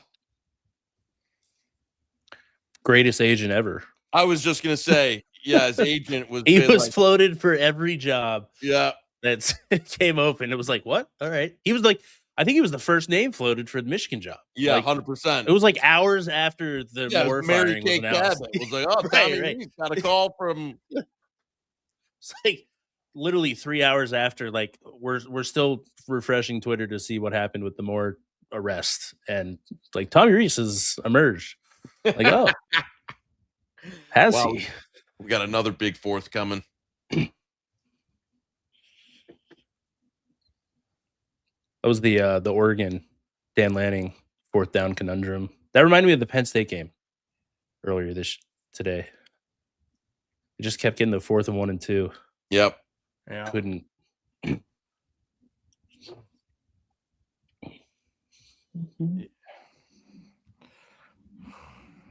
Let's see.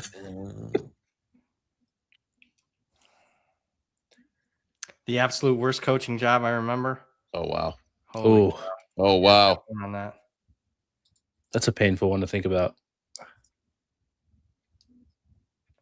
That one guy at Southern Miss who took over Monken he was 0-12 Johnson or something. Pathetic. Yeah, I don't remember the name. This isn't good. This isn't good at all. So I'm just saying. I mean, this is pathetic. This is like so fucking terrible. Willie Taggart, Florida State. Yeah, I mean, just that was pretty bad. Les Miles, Kansas. I was such a Willie Taggart believer. Yeah. I'll give Les Miles a little bit of like Kansas was nothing. Yeah. Like it's one of those ones where like I don't know. I feel like it's better to look at like how bad or how good the program was. Like you had to be decent to take over and then drive him into the ground. Kansas seems unfair. I don't even know where Willie Taggart is right now. He's the Ravens runnings back coach. Wow.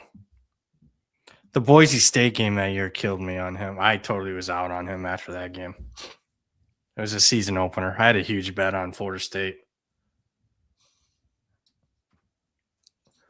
Ellis Johnson is who I'm thinking of, Southern Miss. He inherited like a 9-10 win team. He went 0-12, got fired after 1 year. This is back when they weren't firing people in 1 year. Yeah, one year firing years ago. This was like 13, 14 years ago.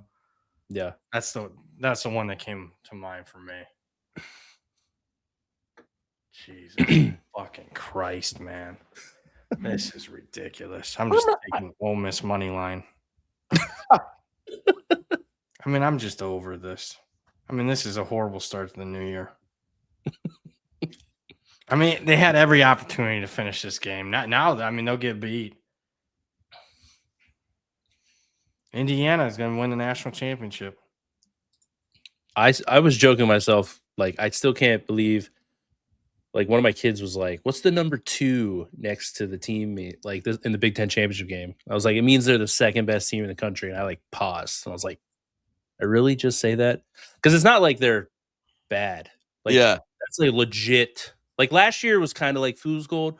This year's like, nah, this team's like they didn't look like. I had even worries coming in. I was like, I don't know. Like I still worry about their like ceiling from like an athleticism. Like if they get kind of caught up in one of those games maybe, but I'm like, no, they just made Alabama look like they didn't even deserve to be on the field. So I think Alabama looked like South Alabama. Right. I mean, it was. I mean, they're just well coached too. Like they don't make I feel like you don't see the coverage busts, any of that. You know who did a good job coaching down the stretch? The Penn State coach had Indiana beat. Yes, he did. Terry that Smith, ridiculous catch of the year. Iowa had them by one in that game. Played. I mean, what were they down 3 at halftime to the Buckeyes? And then he won his last 4 or 5 games. He was incredible. Yeah, kept him on as he's the reported highest paid non-coordinator in the. Good move. I don't like. I mean, Campbell had to keep him. Yeah. Yep. Miami's going to win it all. Yeah, I'm looking. Some of these books still have championship futures odds. I'm seeing if some of this is changing. Because if Georgia gets beat, that's going to – I mean, they're the second favorite right now. That should change some things. So I'm looking to see who I should be betting. Oh, man. You guys have anything from before the playoff started? I got Miami at 200 to 1. Oh, okay. So, I mean, we'll see what I have to do there. But you got some math to work out there. BP was touting it when he was doing the Miami no playoff, and we were trolling him on the show. What a wasted. Now they're 2 away. And very live in the semifinal. Very live against this. Whoever they're playing in this one. I mean, they're very live because this is chicken shit here. I was low on Georgia coming in. Like, I didn't believe in the last 4 games. The defensive resurgence. Yeah. I was like, they're still not getting pressure as much as I'd like. Like, I still had some worries there. You 10% of that bet? The Miami bet? I did, didn't I? You did say that on the show. Damn it. I'm a man of my word. Did you remember that before you just brought that up? Like, somebody in the chat said it. I forgot about it. That's amazing. Man, costing myself money trying to be a nice guy.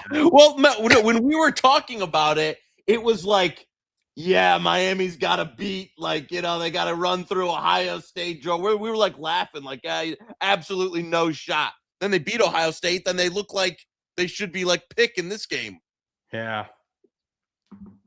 Would you have versus Ole Miss minus 2.5? Yeah, I was around there, I think. I gotta. Well, I mean, you gotta upgrade. So, Miami minus 2. Yeah, I would be. The offense is tough. 2.5. We'll see. I mean, blow this one open. I don't know. Can't play defense. It was an interesting playoff from the standpoint of I feel like everybody's offense was. You didn't have that much faith in them, or You're right. That it was even Ohio State. It's they didn't against Indiana and Texas didn't impress. That's true.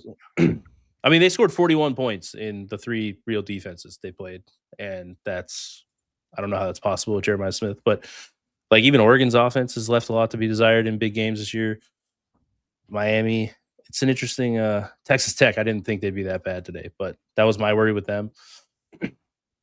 But there's just no dominant team anymore.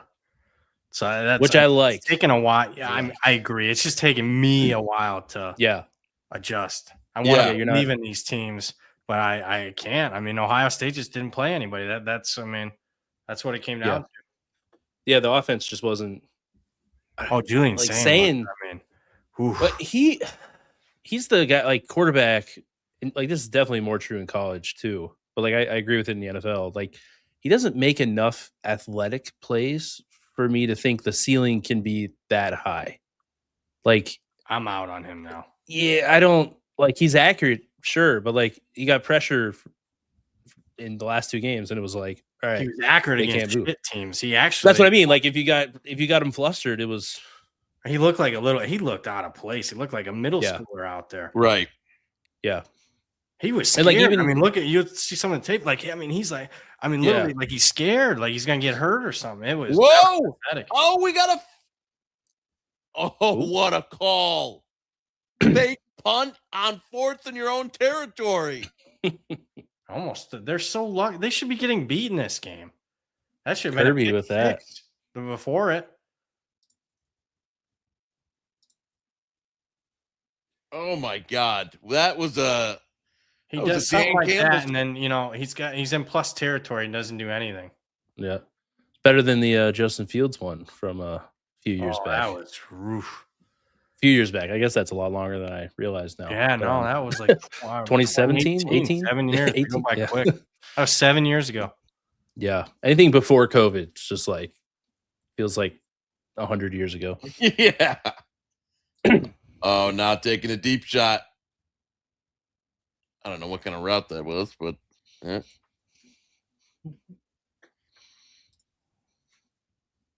I loved, man. That was a great call. I would have never been ready for that 4th down. It was a wild play too. Like, Yeah. you never see that lot of design. A lot of moving parts.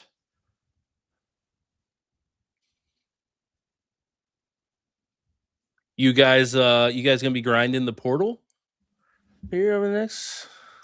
Yeah. Oh, 2 yeah. weeks? I know one of us is. I know who that. I was directed towards Brad, the resident. I've already game started. watcher. I got a stack of papers. I've already went through certain teams. Oh, what a Stockton is a lunatic. I saw someone tweet that he plays like this is what Jim Harbaugh played like back in the Yeah.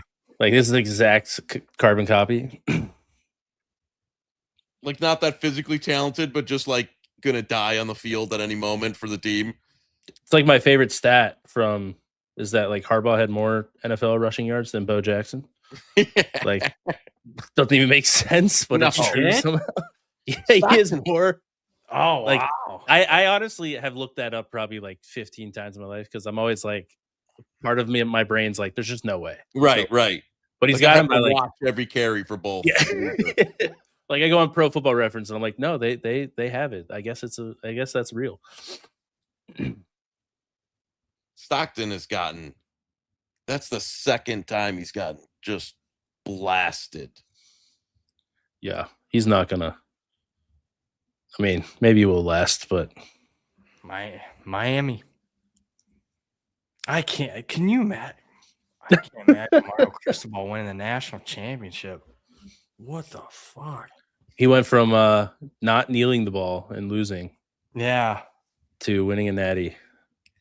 Andrew says, was Bo Jackson a fraud? Never had 1,000 yards rushing in a season.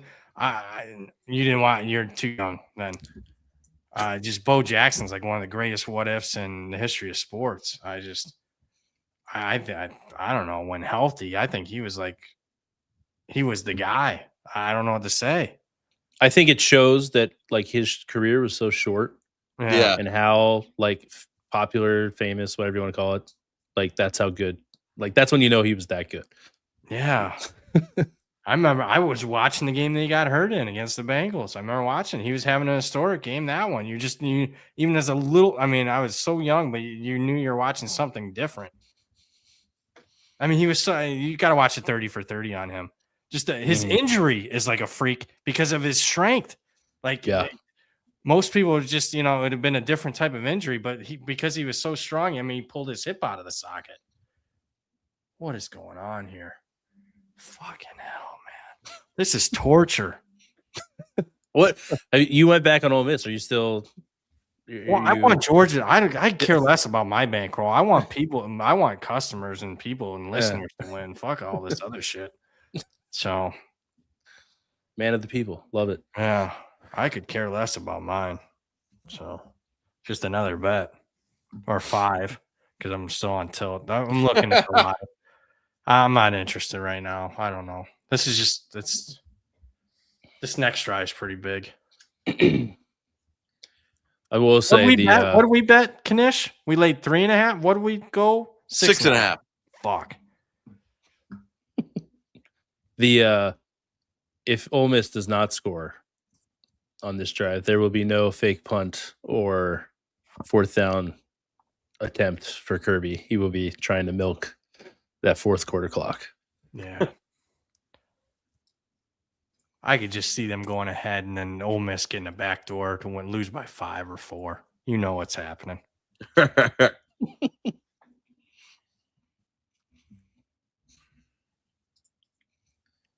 Yeah, what do we what's the total? I mean, Ole Miss total yards 325 to 253. They've been the better team. I agree. Yeah, Georgia's gotten. Yeah, they've definitely gotten the breaks. Yeah, they're still not covering. Yeah, you got the fumble 6. Yeah, 4th down punt, and they're still not covering. Punt. Right. Yeah. Better field position. Right now, I would be downgrading Georgia's power rating after this game right now if it finished right now. So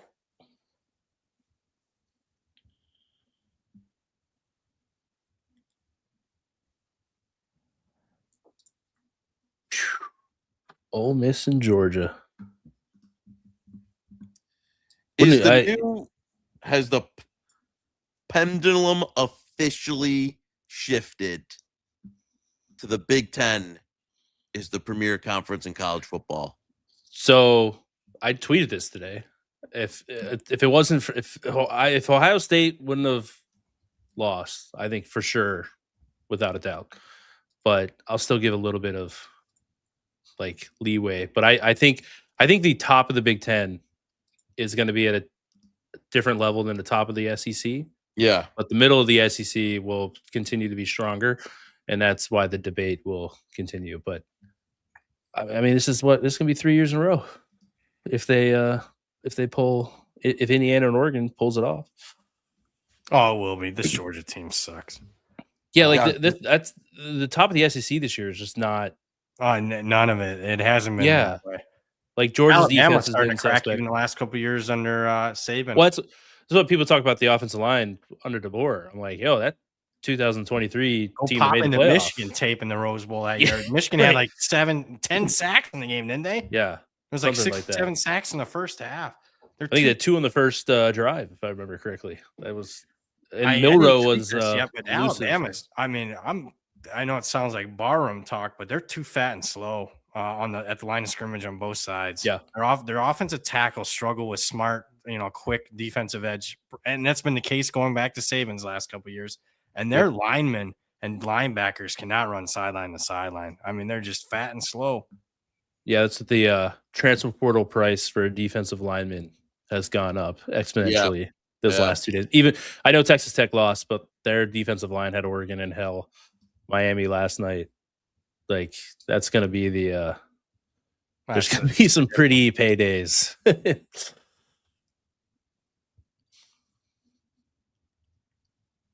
But yeah, they're not the like maybe they're kind of gutting themselves. Like the middle of the SEC is able to pull from the top now. But I don't know. Like, is there an elite unit in the SEC this year? Like either side of the ball? I don't know. That's a good question. Like, what's the best unit in the SEC, offense or defense? Like, I don't have an immediate. Like I was gonna say, is it Vandy's offense? Oklahoma's defense. Oklahoma's defense. Vandy's offense. Yeah, I don't believe in Vandy's offense, but like Oklahoma's defense, maybe, but I don't know. I don't like that's how tough the answer is, and I think that kind of shows where the top of that conference is. So, in the weeds, I think Big Ten's setting themselves up better coaching wise. I think they have the better coaches. I don't know. They got more money. It's all about money in the Big Ten's. They got more money than the SEC. I mean, it's his tale as old as time. Going back to the Civil War, the North has more money than the South. Yeah, that'll be the. There we go. Chat saying no elite quarterbacks either. There isn't. Yeah. That's why I'm still thinking about it. I don't know if there's an elite unit in the SEC this year. Which, when did that ever occur? From like, never. I would say before 2022. Like, when was the last time that didn't happen? Right. Because Alabama was always there with defensively, pretty much. So Florida. They had was multiple. Urban. I mean, you're talking 15 years. Yeah. So that's how I kind of gauge I do believe that the top of the middle of the Big Ten will still be a little bit of a slop, but the tops, I don't know. Are you falling asleep, Knish? We're still rolling, baby. All right. This is something else. I don't know if Moreto's gonna get me on another one of these, because I can tell you, I'm starting to. That's another difference moving back east. Oof, I can't make the late night games. Is that a tough adjustment?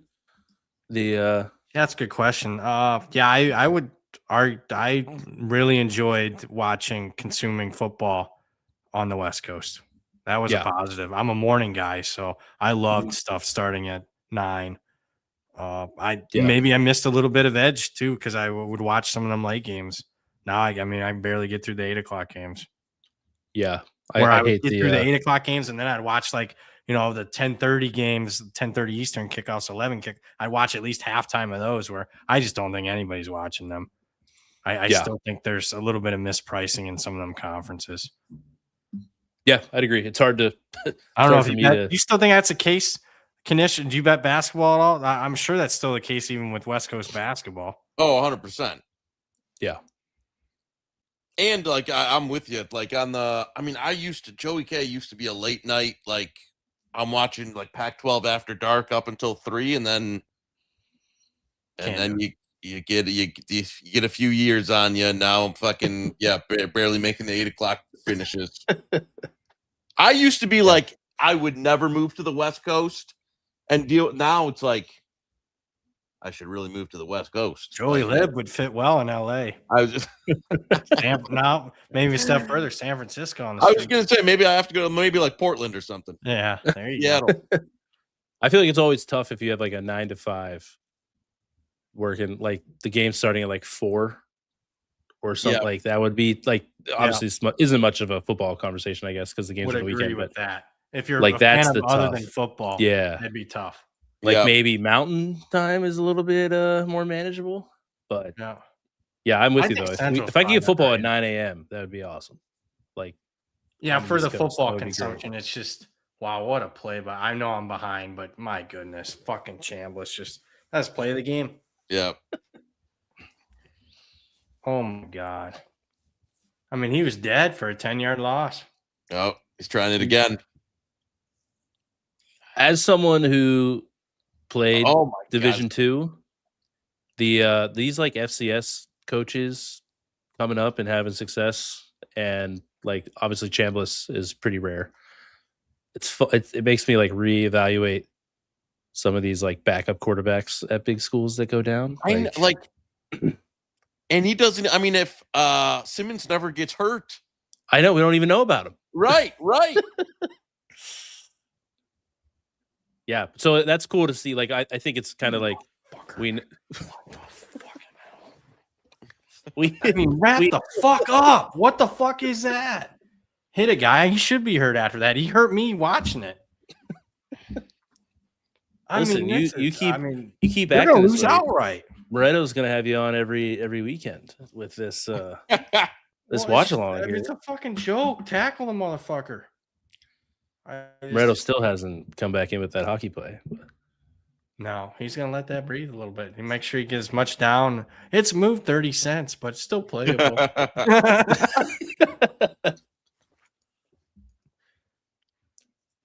Oh, yeah. So it's fun to see this. I think that's a great point. If he doesn't get hurt, we would have never heard about this guy. I know. I know. I was asking BP earlier. It's he's trying for that other year of eligibility. That's a $4 million life-changing thing for him. If he doesn't get it, he's probably I don't know. I mean, he might have worked himself into a later round. Well, I just saw him he was commercials and stuff, right? I just saw him on a pretty big branded commercial. Oh yeah. So he's I think he got a decent payday to go to Ole Miss, and then on top of that, getting that extra. I mean, I had to think he gets $4 million. This is the like quarterback market is nuts. He's having like the drive of like the fucking lifetime right now. This is the like absolute dot. You see those Mike Vick like Madden videos from like 2005.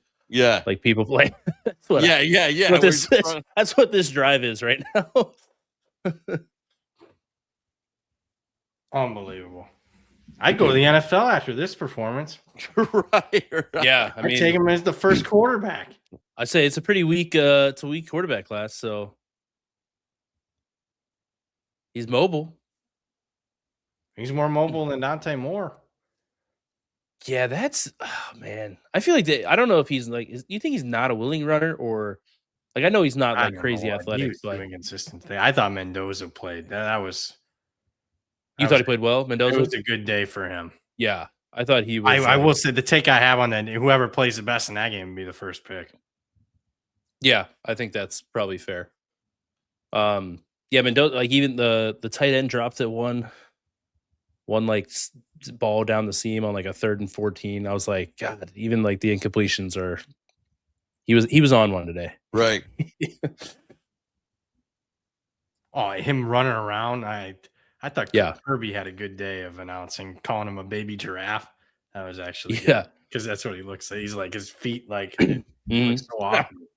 I saw like NFL comps like a more athletic Jared Goff, which I was like, I can kind of. It's just Goff's not athletic at all, so it's kind of hard to put it that way. But Dave, in the chat, you're a bum. I mean, Twitter public money on over or there's only a couple games today. Yeah, I'm sorry, I'm on the public side on 2 plays on a game where there's 3 games. Jesus fuck. I mean, just because one book reported public money percentages, 63% of the public money, but the sharp money's on this. That shit doesn't mean fucking shit. Fuck. Dude, Moretto is lining up semifinal watch-alongs right now. I mean, it doesn't. Yeah, this is great. I'm loving every second of this. This is amazing.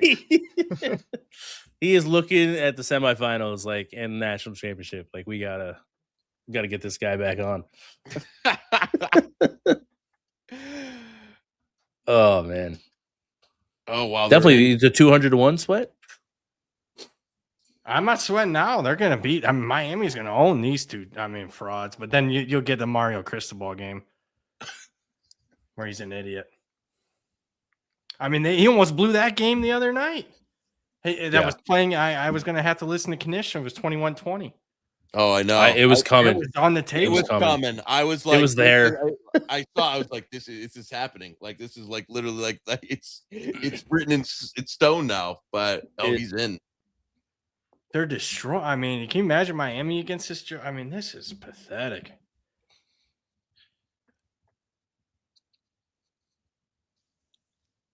Man, oh man. Yeah. And I like this behind the scenes on Saturday. I mean, yeah, it can get bad sometimes. Crazy thing, I'm not talking to anybody either. I'm just, by myself talking. I mean, I'll talk like this. It used to be worse. Like, I mean, I used to have issues, holes in walls. I mean, just a lot of busted property. Just, I mean, say, Knish, how are you watching games? Are you like you are right now? Look at him now. Just is this how it goes? Is this the normal? Again, I'm with BP. I used to be way, way worse. And then, I mean, I don't know, a lot of life changes to get. I was like, caffeine off, actually sleeping, like those things where I'd be right on edge with like some, Norfolk State college basketball game. I also stopped watching sports that I hated. Yeah. Where I'd be, watching some trash basketball game that I had way too much on and be like, what the fuck? I hate this. Like, I hate these. Like, I don't want to enjoy this, but. Yeah, I don't need to watch my bets, which I feel like that's such a step in the process of not having too stressful of a Saturday. Yep. Like, I'm okay with seeing whatever the score is on the app. Ole Miss now favored. Interesting. This would be, I mean, a disastrous loss for Kirby Smart. Yeah. I'm just saying. And back to the SEC falling, like you went from 21 and the 22 teams, and even the 23 team, really, because they lost Alabama. That was a great injustice that they got left out. Right. Yeah, they dropped the 6th like that year. They weren't even the first team. Can't drop Alabama though. I mean, Alabama was. I know. But yeah, like these teams, like even last year before the Beck injury, and this year, like they're just not. I don't know. It's like the drop from the 21, 22, 23 to what they are now is massive, huge. Like it's not even close now. This would be as bad of a loss as Kirby's ever had. Yeah, I'm trying to. There was South Carolina that one year, right? Yeah, at home. That was. I think that's when they still went to the playoff though, right? I think they turned it. Was that year? I can't remember. I think they ended up probably Sugar Bowl that year. Was that 2018? Maybe that year. That was the year after the Natty 19. Year? That was 19, I think. Yeah, it might be.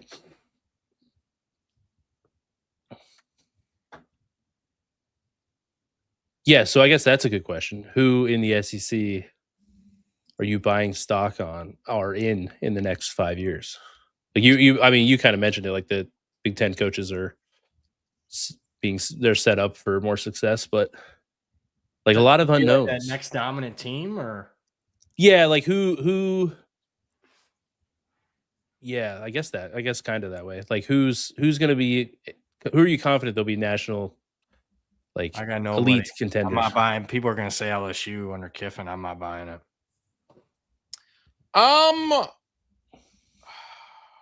Just lost a wide receiver coach at Ohio State. Who? They lost. Is his name Fankin? LSU wide receiver coach. Yeah, Hankin. Yeah, he went to Ohio State.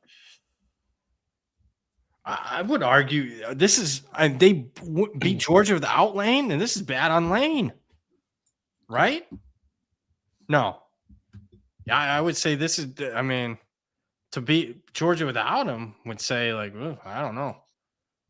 Well, they did have him beat in that first game, then they blew it. So maybe that was on Lane.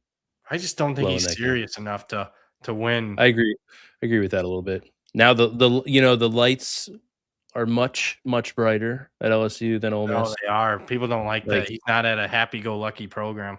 Yeah, like Ole Miss was like he could have just lived out Ole Miss forever and probably never got fired. Now it's like if you don't win a natty within the first 3 years, it's like, are you good enough for us? Gunnar Stockton's going to die on the field in this game. Seriously. Every time he gets up, it's painful. Yeah. I don't know. I guess I am happy I'm doing this show because I'm going to stay up and see if I can get an opening bet on this Miami Ole Miss game. Would you plus 420 on Miami over at FanDuel right now? Is that when you got 200 to 1, you just sit well, no, you throw that out the window, you know?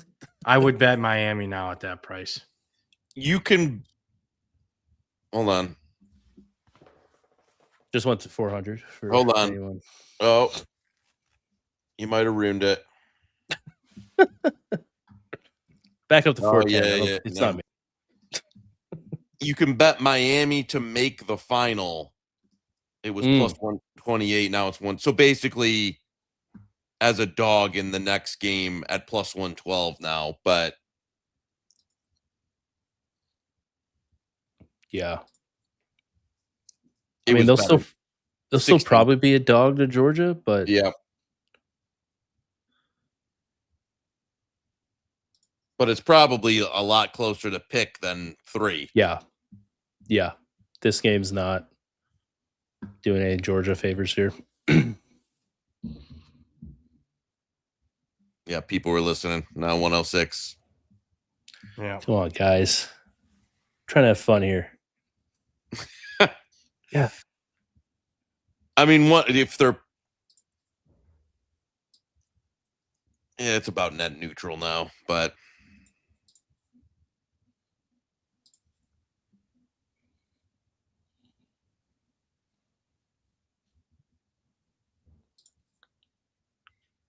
You got anything? We were talking to Duck about it. You got anything in tomorrow's action? No, this is where I'm like not, I can't get into bowl games. I can't do it. Like it's painful to me. From a numbers perspective, I like Arizona's up there for me. I know you guys were talking about that before.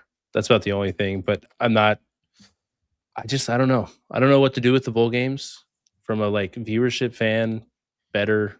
I know you can grind them, but it's tough. I don't. Do you guys watch as many bowl games? I know, Brad, you probably do because you're. No, I watched less this year. I mean, I watch them after the fact. I was going to say I've actually probably watched more bowl games live than BP has, but I would not say that the quality has been particularly great.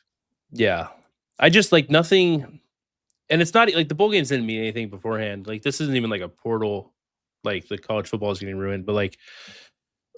I don't know. With all the teams in the playoff, I remember like before we expanded the playoff, right? Like when the bowl games still mattered, BCS bowls, whatever. Like those were playoff teams that were playing, So was I grinding the like, I don't know, the Alamo Bowl, 15 years ago? Like I don't think so I don't know how much it's changed for me, but like definitely it's just harder. I don't have the time to like grind out the opt-outs, and I was hoping that we'd get more contract language to keep guys there. Like, let's get all the bowl games over with before the portal opens, and maybe they'll play. I don't know, but you'd think they'd put it in their contracts.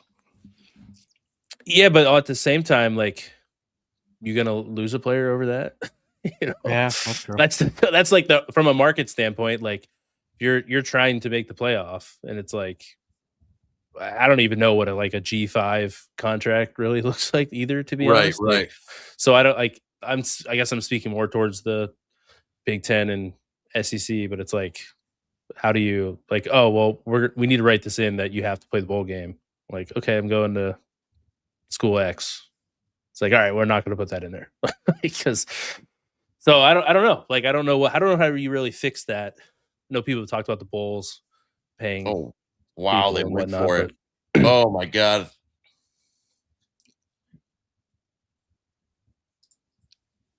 The land shark defense. Wow. I don't know what he's doing. He's just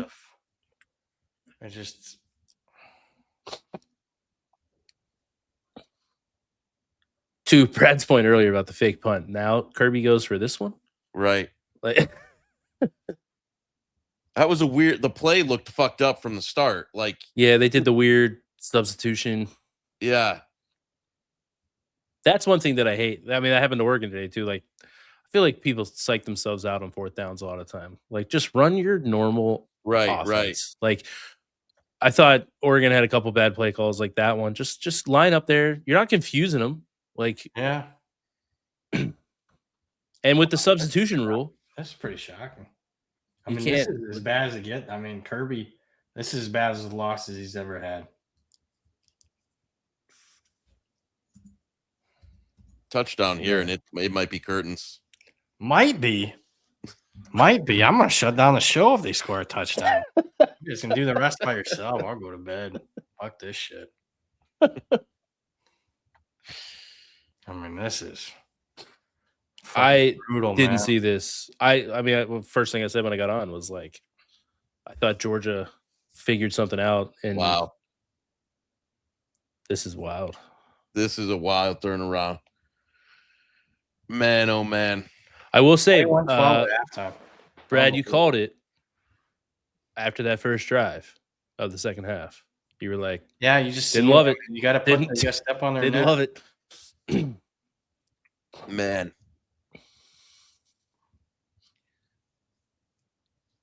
Great. Head-to-head winner. Yeah. Boy, that's brutal. What a second half.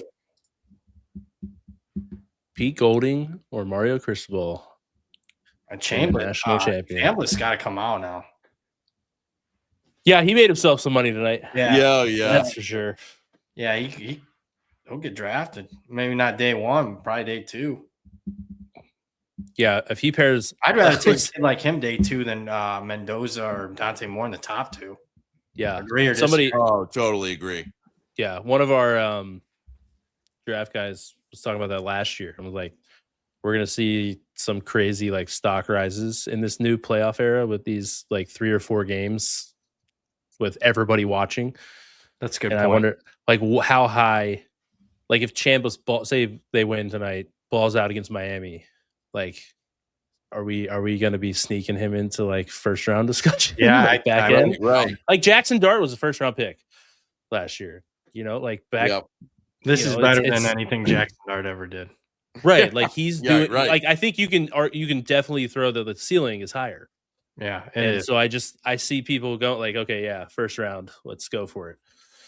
But that's like I've been waiting for that like meteoric rise through the playoff, which he's been good all year. I'm not trying to like demean the rest of the season, but it would be funny. It's like maybe he'll get drafted. Like, damn, nice. He's got a shot at the first round pick.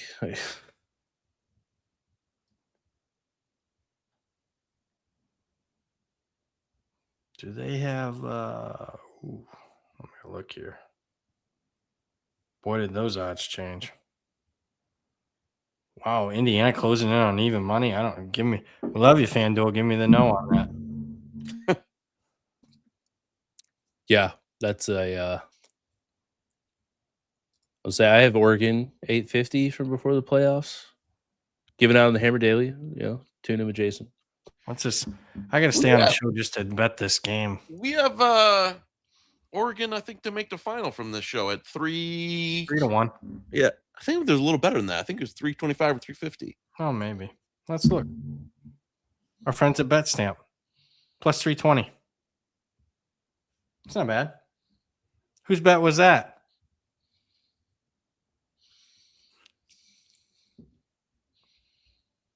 I think that was Joey Case. Yeah, I bet. Well, I suck half the time, but I just like he loses every fucking game. I just looked before this game. There's like 100,000 people in the ESPN contest. I was like ranked like 120th. So if I lose every game, I mean, it's just like, well, how bad are you, motherfuckers? Everybody's just like, it's just unbelievable. I mean, I'm fucking mad right now. This is rough. I just did not see this, man. It was 21-12. I can tell you that. We're gonna have to block him in the chat saying there was BPs. Who? Our dub in the chat said it was BP's Oregon bet. Oh, did we block Dave finally? I think the group voted on that. I said Dave looks like he's gone. That or it was bedtime for Dave. He was posting like he was 5. I don't get Kirby's call there. That was brain dead shit.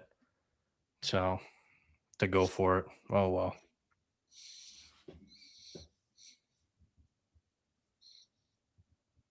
They're moving it quick here though. It's amazing how that happens. Yeah, I was gonna say. I'm still surprised Ohio State never really turned on any type of tempo at any I mean, they went a little quicker in the second half. End of the third quarter, I think they're down 2 scores, and they were just like 30 seconds off every play. Yep. And I'm like, what are we doing here? Like, there might be 2 possessions left. Like, you gotta go.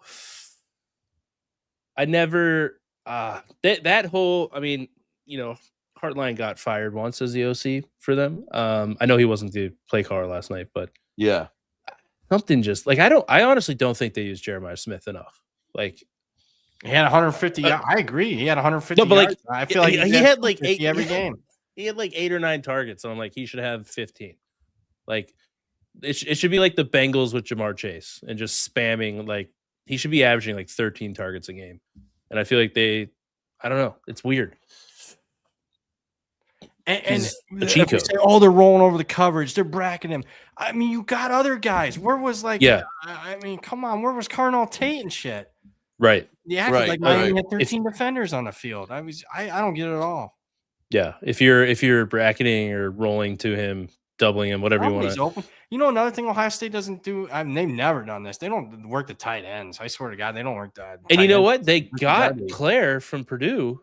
Yeah, like as a third option, or maybe fourth, if you want to say they're like third wide receivers higher. Like he should be easy, like one-on-one opportunities, and I think they've missed that.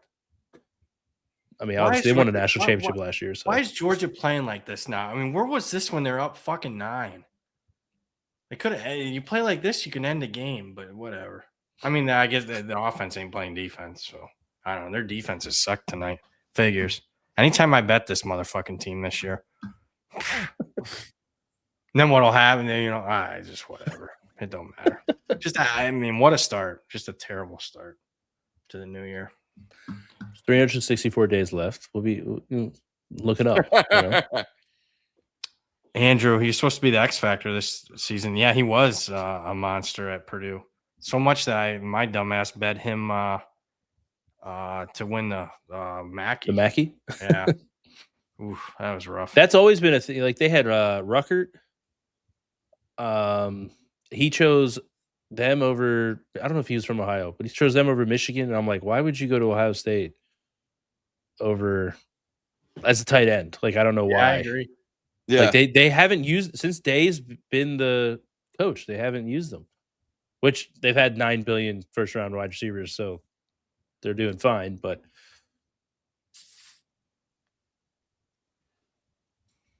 all right, pretty good drive. That was pretty easy. Yeah, they made it look right. They made it look easy there. That was like if I'm an Ole Miss fan, I'm kind of like, all right, that was a little too easy there. As I don't have faith in my defense. But nope. That'll be interesting if Georgia's guy gets stopped. I mean, are they going to let Chambliss do? Right? Are they going to kind of run clock and not let him do his thing? That'll be interesting. Worst case scenario is like Georgia by 4 for me. I mean, then it's just a total fucking nightmare. Lose every bet you make.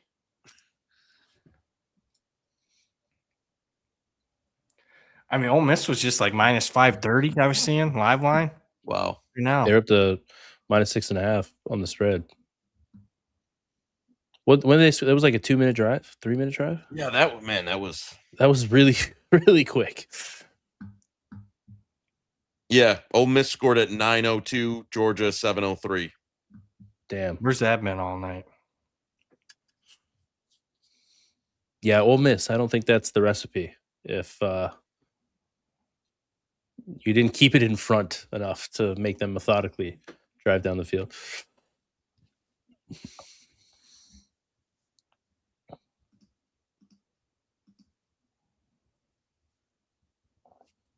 Oh yeah, I love it's the live trading the natty odds is 14-1 now back to 6-1. I wish they had some yes nos.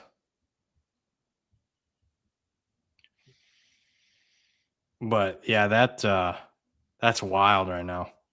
I get addicted to almost that. Like I was addicted to the playoff stuff, obviously.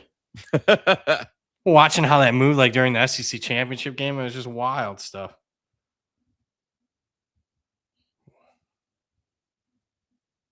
Huh.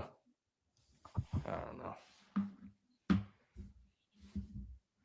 Honestly, don't. I mean, I don't know on this outcome of this game right now. I know that I could see anything right now. Right.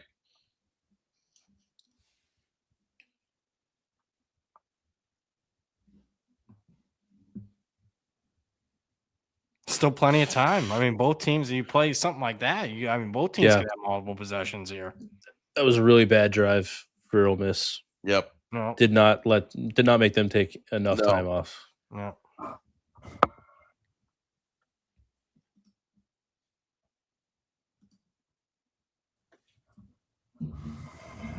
We're not. Hey, just a reminder: we're not doing the show tomorrow, right? No.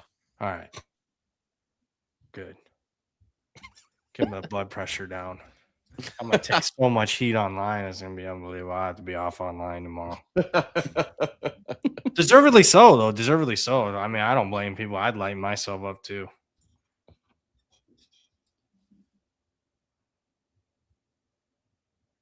I'm really anxious to see how this plays out, to see what this line's going to be against Miami. I don't even know right now. I don't know either.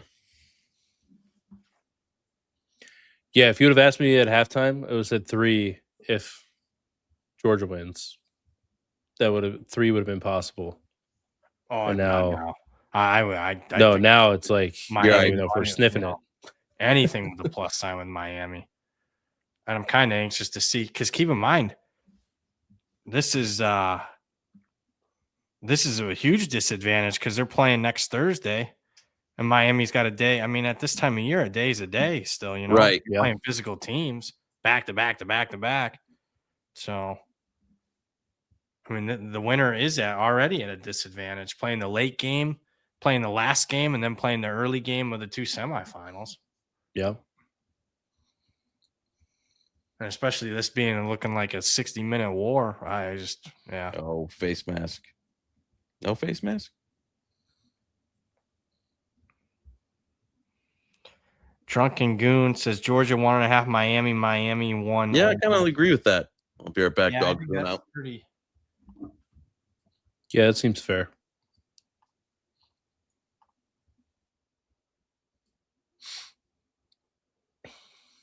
I think I'm.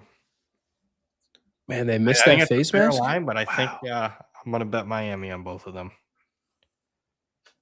Yeah, I always go back to, if I don't have like obviously an edge is an edge, but the when you have a dominant unit, like I have so much more faith in betting on you. Like I can see Miami's defensive line. So dominant the line of scrimmage, and the offensive line's good too. Like their 2 tackles are unbelievable. Yeah, so like okay, at the very least, like the offense hasn't been great, but at the very least, we're gonna get great trench play. That's a pretty good formula. That's a big missed face mask call. I don't know how do you miss that. That's right in front of me. And it wasn't like there was like it was in the middle of the offensive line or anything like that. It was right there, right there in front of them. I mean, good. That's like, man, that's a huge call.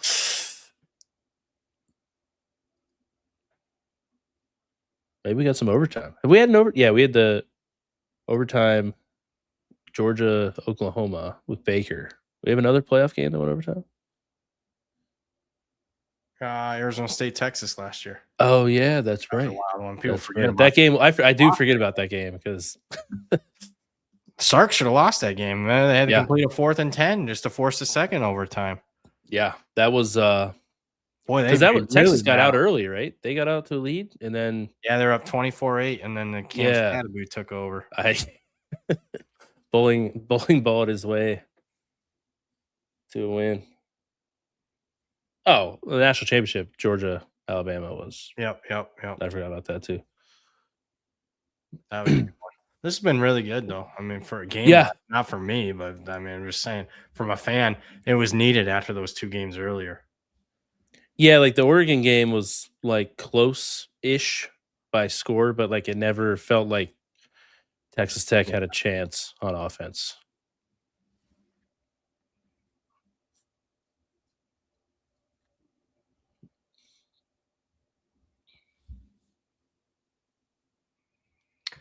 Doman in the chat, wasn't there a big targeting call or no call? Yeah, there was in the Texas game. That was a big no call. Are you buying the Arch Manning hype for 2020? He did that. I mean, that's the best he's looked. Yeah. Definitely looked better down the stretch than. I'm buying that he'll be better next year. I won't, but everything's relative to expectation and market price. I'm not going to be buying as much as the market is. So yeah, I'll be probably fading Texas next year. At least I that's what the game against Michigan. I was like, oh, we're back into the we can get the Arch hype machine going. Done. Yeah, it doesn't look good. Ooh, will he be the Heisman favorite? That's a good question. Probably. Yeah. Well, just from like not even like who you'd project to him, but from like probably from a liability, you have to shade him. Yeah. Pretty significantly. I mean, if Ohio State was serious, I mean, Jeremiah Smith should win the Heisman. Yeah, I would say they kind of cost him the Biletnikoff because I know they were winning, but they had some lower point totals this year. Like their offense was they seemed content on just winning 21-3. And that was kind of wild to me. They kind of, you know what? It felt like they were like a Harbaugh Michigan team a little bit. I thought they were load managing like smartly. Yeah, gearing right, up for a yeah. long playoff run. And here's the thing. This is why I thought they were load managing. They're playing this slow tempo. They'll kick it up a gear when they have to. And they're still covering point spreads left and right. Right. So that's why I was like, man, this was supposed to be Defense the down was- year. They're load managing. They're still covering point spreads. Oh my, how good is this team? And Yeah. reality is they fucking suck. So I just Yeah. I'm surprised by that. I mean, I'm wrong again. This is crazy. Yeah, I was 2 games. I thought they would have been fine against Indiana as well, but the offense just never. That's like I tweeted that they had 41 points in the 3 games against like good defenses this year, and when you have 2 top 5, like Carnell Tate might be a top 5 pick this year, and Jeremiah Smith's going to be in the conversation for the first overall pick next year. He's probably going to be the first non-quarterback taken. Boy, next year's draft's loaded. Oh, dude. Next year's the draft. So I saw I think someone tweeted like that class is loaded, draft class. And then it's going to like flip around like the rev share NIL like market because so much money's going to come off the books with all these studs. Like that's going to be a crazy run.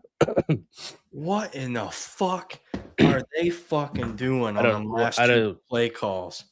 I don't know what that was. Fucking kidding me? Like, what is that? Like, I mean, if somebody's calling plays for the middle school team, like I had, my son was playing middle school team and that was the play calls, I'd be like, what the fuck? Yeah, I don't know. That one, like, I get like not going for it all on 3rd down and like maybe giving yourself a chance to set up a 4th and manageable, maybe. But that was not it. You see them, I mean, they are just, you saw them on the last drive and you see them this. It's like, I don't even know what I'm watching. I just see 160-yard difference. Is that what they just said in total yards? Yeah. That's wild.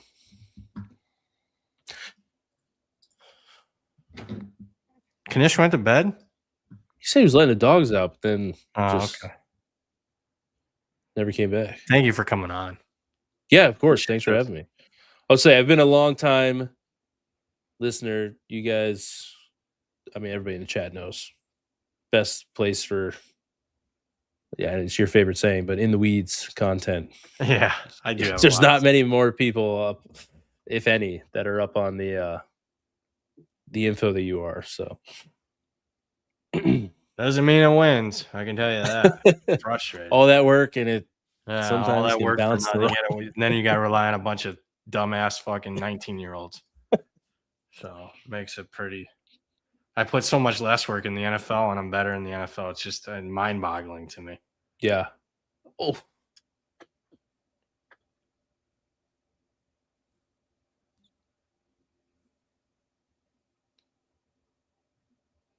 That's a play. Zachariah Branch, I think, is going to be much better in the NFL as a receiver than he was in college. I feel like he never quite hit the. Yeah, he goes to like.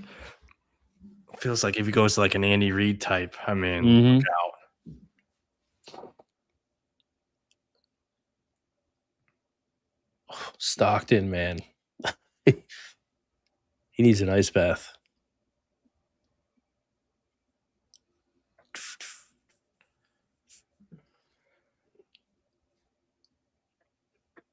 Might just come down to field goal kicking. I mean, Ole Miss had a guy who drilled 2 long ones, so Georgia's. Dude, those were good from 70. Yeah. Those were bombed. That's another I know it's been talked about a lot, but underrated field goal kicker. Not necessarily needing the length. But like if you have an accurate kicker, like hashtag college kickers is on there on the Twitter world at least once a weekend. Like that was Saban's Achilles here for such a long time. Speaking of Bobby Bowden, he would have won like 5 or 6 titles. Oh my God. This is just such shit. It's a painful experience, right? I just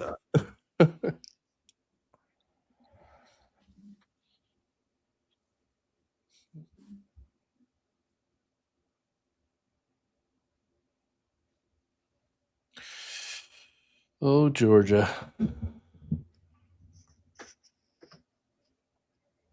I mean, this would be a devastating. I wouldn't be able to explain it. Yeah, I'm pretty, like I said, at halftime, I thought this was looking pretty dark. He's gonna settle for a field goal. Yeah, I mean, I was just thinking you got to run down the clock here and still try to score a touchdown. I know it's hard to. I feel like that's hard. There's a sweet spot for these coaches, and I feel like they struggle to meet that. Well, here we go. What's their kicker? Is he good? A lot of faith in him? I don't actually know. Short on the one, but it was accurate. Yeah, that was long. It was a long one.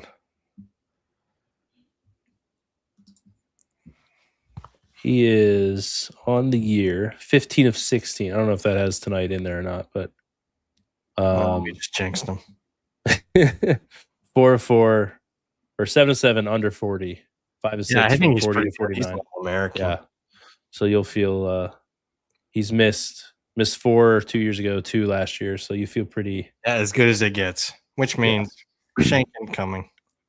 I would say he has missed 1 kick under 50 the last 2 years. So you know what's happening. Yeah.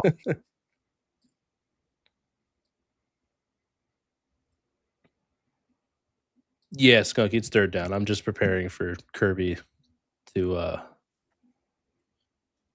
play for the field goal.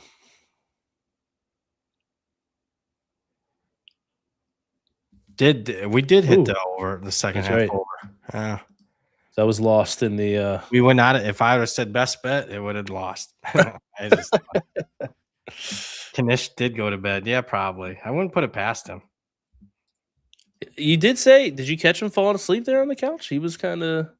I think, yeah. Listen, I was looking at we were his talking earlier. Yeah, we were talking earlier about late games. Knish, but they were. Yeah, those are some long blinks. I'll just put it that way. Listen, he set himself up for failure. If I was laying down right now, I'd be in the same position as him. Yeah, I can't lay. That's the yeah, that's yeah.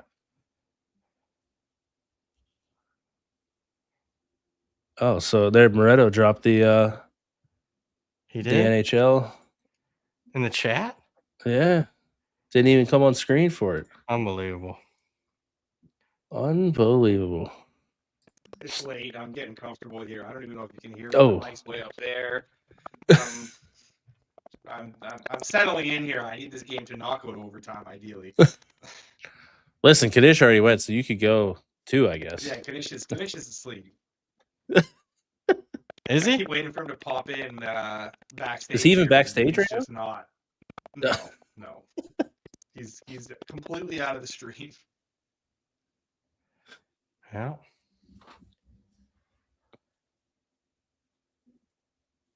So the Kraken's to play. And there's the old 30 cents. Still plus 1.7. Would bet plus 1.4. There it is. There it is. I mean, it was way off. Still good at these numbers. You called it though, Brad. When you said that, I almost I chuckled. It's good to back Blue Bloods. They tend to get calls. That is funny too. After the missed face mask. Yeah. Last drive. The NHL plays the Kraken plus 170. Good to plus 140 even. Courtesy of Moretto. That's somebody's asking the NHL play. Oh, there's an offensive face mask there too. Yeah, look at that. He's the one that yeah, he committed the pass interference there. Yeah, that's as bad as it gets. Oh. Vancouver is so shit. How are they favored? You got thoughts on that, Alex? It's not wrong. They're also missing two pretty important players tomorrow that was announced later today, which is like, I mean, when no one is paying attention to the NHL or betting tomorrow's games. So, yeah, definitely not remotely factored in to that line. There you have it. Heard it here first. I'm so naive on other sports. They play a Winter Classic today? Tomorrow. Yeah. Oh, it's tomorrow? Tomorrow. Miami, baby. Rangers and Panthers. Yeah. When I think, outdoor hockey, I think Miami. It's the first thing that comes to mind. Hey, well, the Panthers are the premier team. Yeah. There'll be no Panthers fans there because there aren't any, but yeah, it'll be filled with Rangers fans wearing shorts, watching hockey outside. Well, are they gonna have the dome open? Do you know? Because it's in the Marlins Park, which is retractable. Right. So they have both. Like they have the window in the outfield that can open by itself, and then they have the roof too. I've been to a bunch of Marlins games. The park's awesome, but I've never been to a roof open game. I've been to the glass open game, which is kind of interesting. Yeah. But the roof will be open for the chat. Okay. I went to a Good Marlins luck in Miami. I went to a Marlins game and I went to just scalp tickets because it's the Marlins. And so my wife and I are like walking towards the stadium. We're like, we just gotta find tickets. Should be easy. It was. This guy comes up to us. He's like, yeah, I got a bunch of tickets. Just like, I can't remember what he said. He named a price. He said like $50 for like great seats. I'm like, no, I'm not paying $50 to go watch a Marlins game. Like, bro, get these like way cheaper than that. I'm like, nah, I'm good. He's like, come on, man. Then he dropped it to like 30. I'm like, nah, I'm gonna find something else. He goes, look, I'll give them to you for $10 each. I got to go to my sister's funeral or something like that right now. I'm like, what the? Like, it was just the weirdest, like, and he basically just like gave us the tickets. Anyways, great seats.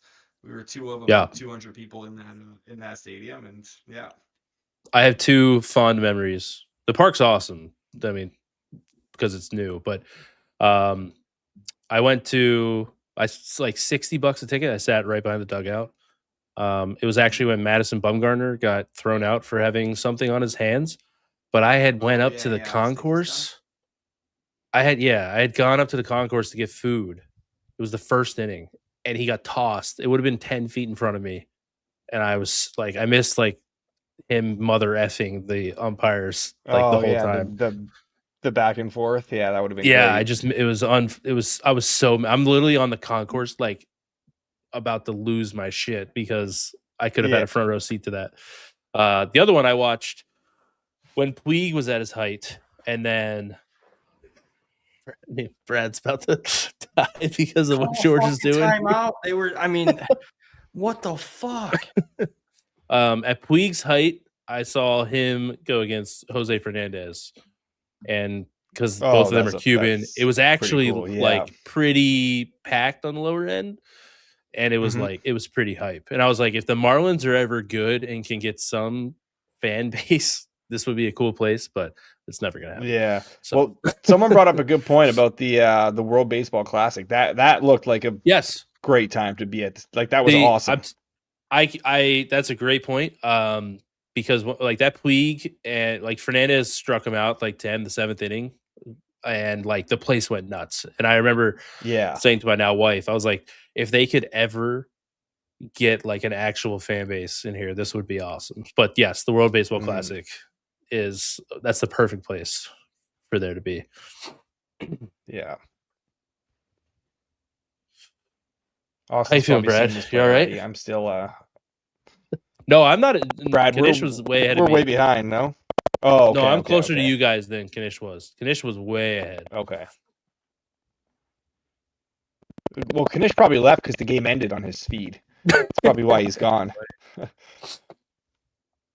I am the sicko that. What in the fuck are George's play calling is just mind-bogglingly fucking stupid. I mean, it's just unbelievable. Second and third down was just. I don't. This is it. This is better though, Brad. You got a chance to cash the -6.5 in overtime. No. You kind of want overtime, don't you? He doesn't know what he wants. I don't even know. It's so disgusting. It doesn't matter. It's a loss. Sometimes you just root for like I want to see quality football, and that was just such just so dumb. Why would you? I don't know. Run the ball. Now they got a minute.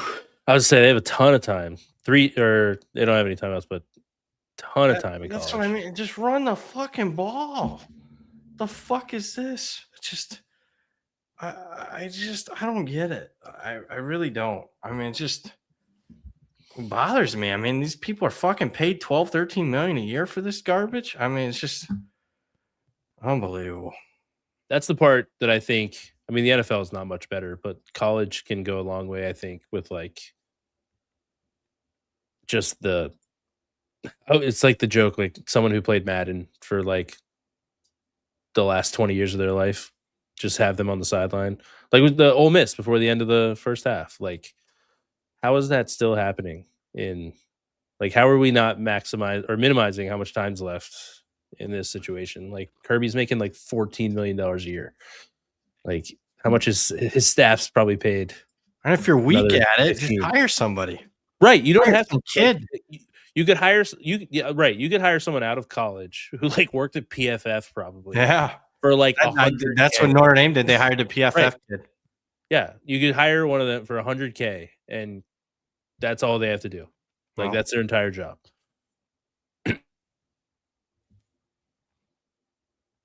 I mean, it's just bad. Oh, well. Okay, there's my girl, Molly McGrath.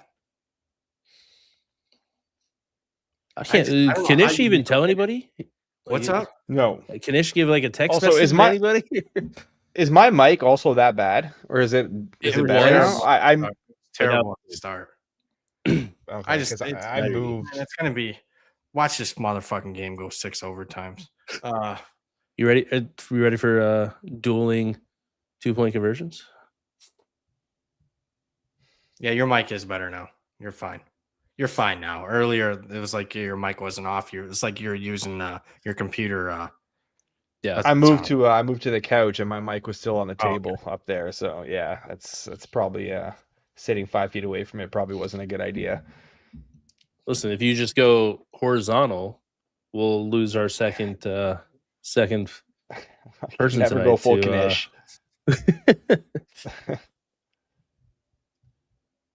I can't believe he just bailed on this. He said he had to take his dog out again. Either something's really up with his dog, or he did the Irish goodbye.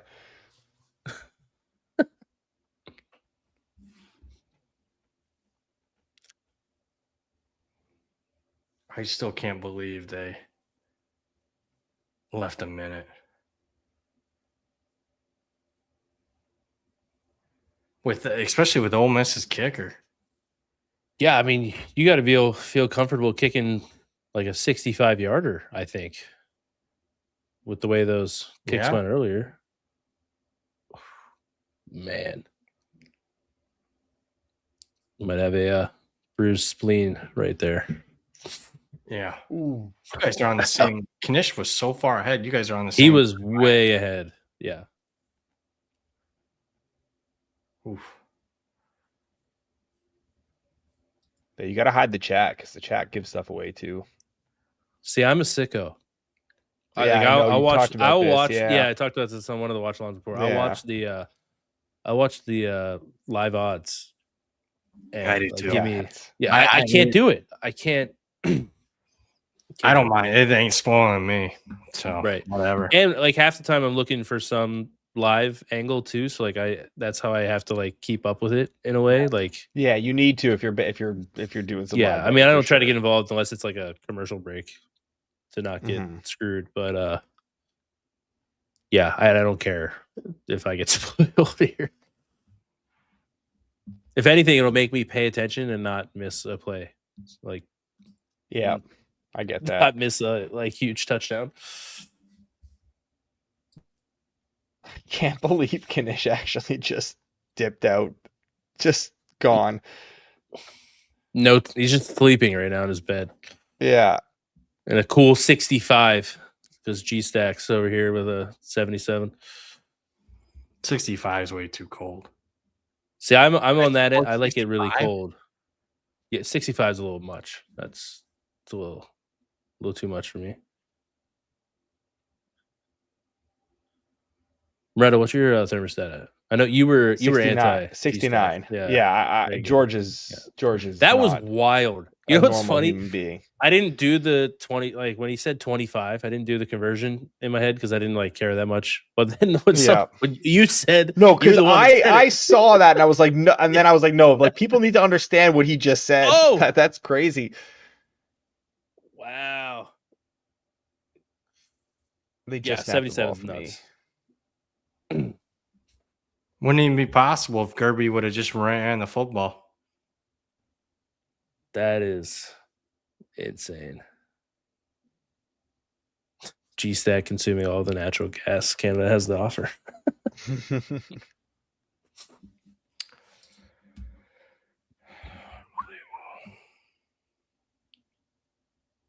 Watch the Ole Miss kicker miss this one after drilling those. We're gassing him up. Oh, it's almost picked off. Yeah. I don't even know why they threw that. I mean, this is so stupid.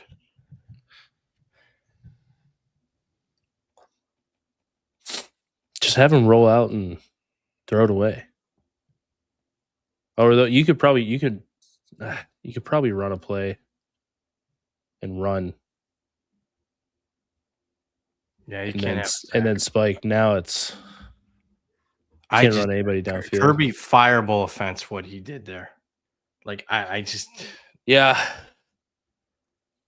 That's what it's easy too because you can literally again if that person making like $100,000, which is very minor to their budgets, just be like, all right, hey, we got to run 2-minute timeout. We got to at least run something. Yeah, have a 2-minute timeout, but it has to be a run where the clock moves. At the 2-minute timeout, it's like we have to do whatever we can. Like you didn't have to be in a huge hurry there because you were already down there. Yeah, I mean the worst case scenario, you're going to tie with like 15 seconds left. Right.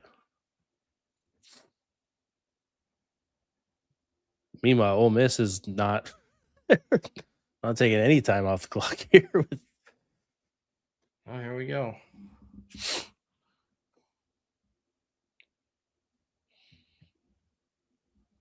What are we gonna get for the opener? See, now you guys want to know about the kick, right? I'm like, well, I'm gonna get a ruin because I'm on here. But like, if I was like not on here, this would be a situation where like I would shut this thing off in the third quarter. I wouldn't even have known I'd been sleeping. He couldn't do it because Knish left. Yeah. I would have been here by myself. The two hosts of Hit the Books gone. Yeah, it would have just been me. I would have ended basically doing a forward progress watch along here. Right? Awesome. Yeah. All right, Georgia will have some time though, no matter what here. Chambliss was rushing those throwaways. Some time. I mean, more like if you're Jim. Well, they'll have a play. So you're telling me there's some time? There's gonna be 3 seconds left. Well, if I was Ole Miss, I would have been going for that's true no time left. Chambliss was like 1 step drops, throw it out of bounds immediately.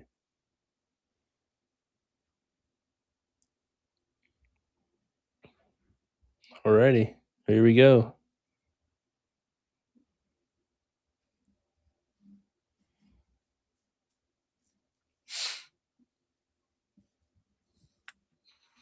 My odd screen put 3 points for Georgia. Yeah. Oh, for Georgia? That's funny. Yeah, it has Georgia 37-34. The script. I mean, he destroyed that. I mean, it's just That was like, does he have 3 field goals tonight? Is that the third? yeah. Those might be the 3 most impressive kicks you can make. How do you leave them with time with that kicker? Like, it's just brain dead fucking shit. I mean, literally one of the dumbest things I've ever fucking seen ever. So you guys are way, way, way more plugged into this, obviously, than I am. How do you think Lane Kiffin feels? Do you think he's happy for his old team, or do you think he's miserable watching this? He's not happy. He's not happy. He's not happy. No. He'll play the happy because he's got to course. try to get a lot of these players over to LSU in the next. He would rather these players with him now. He made that by 15 yards. What the fuck? Dude, those 55 and 56 yarders that he made were good. Like, they would have been close from 70. Those things were bombed. Man, Ole Miss. This is wild. Oh, you know why your odd screen probably says that, Brett? Because ESPN says 37-34 Georgia right now on like their website. It just flipped. So I just saw that on mine. Mine says I have the ESPN like game cast up 37-34 right now. What just happened there? Oh my god. Was that safety? Yeah. No, What? I don't think so. That did not go out. Yeah, I know he's calling a safety, but I think that the replay will show that didn't go out. I don't know. Maybe I'm wrong. I didn't get a good look. I honestly wasn't. Do you think it hit the pylon? I did hit the pylon. It did? Didn't it? I don't know. I don't even. That is just. Of course, we'll never get a replay. I don't think I want to bet. It didn't look like a safety to me. It looked like it just went out of bounds in front of the pylon and then maybe hit it I think they're as it reviewing was it because spinning out. The refs are pushing them off the field. So why is he? He said game's Is it- not if over it's- if you read his lips. All right, where we got this opener at? That's what people are staying FanDuel for. us here. The opener. Me too. And then I'm going to bed. Broke as a joke. Kirby Smart, sour taste in his mouth for 9 months, 8 months.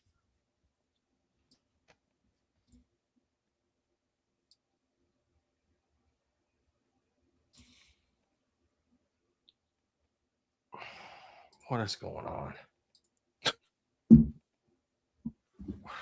Jesus. We got another super chat for you, BP. It says, do more live shows. No, I can't. Well, every show is a live show. But not a good start to 2026. I said, man, next year's the year already. I've been here for a half, and the chances of a live watch along happening have gone way up. Astronomically higher.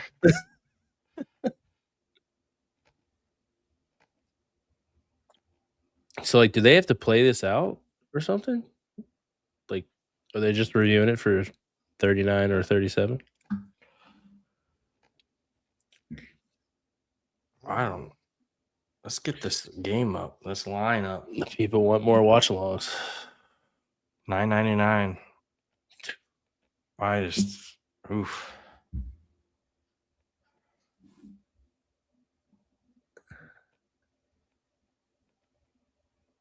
Yeah, so it's going to come down to if it like bounced the whole time. Yeah, if it bounced out of bounds before it hit the pylon, that's the only thing to look at here. But it definitely hit the pylon.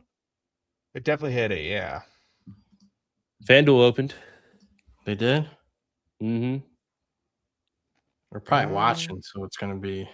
You want to take a guess? 2.5. Before you I don't see it. Yeah. Yep. Where do you see You it? want to take a guess on the total? I got it. I'm not seeing it. You Man, got it? Pennsylvania FanDuel, baby. Yeah, I'm not seeing it. Oh, I got it. Take a guess on the total?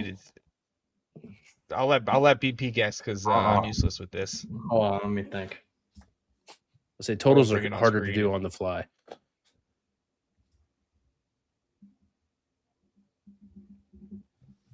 $52. 52 good and a job. half. Yeah. I'm pretty good. So, yeah. I mean, I've been Oh, they doing- put 1 second back on the clock. Gosh. How stupid is that? Yeah, not bad. Not bad there. Minus 115 for Miami. Minus 122 just moved. We might be going to Miami minus 3 here. Where is this at? I don't have it.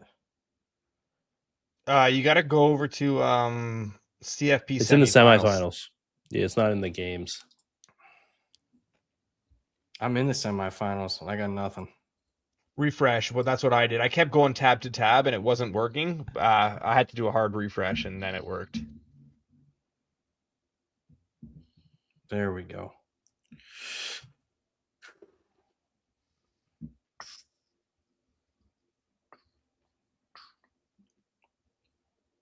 I wouldn't even put anybody on the field for this if I was Georgia.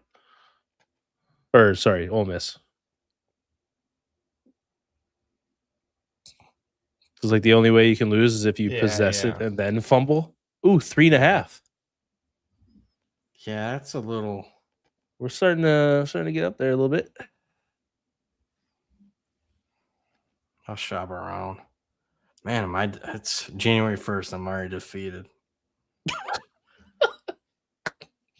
I mean, it's so ridiculous. I mean, I'm just over it. Hope the season ends. I didn't even see if it went to 3. I think we just went right through. That went right through. They only do halves. What is this flag? Oh, you know what? Now that you bring that up, that's right. What is this flag that Kiffin tweeted? It's like a red.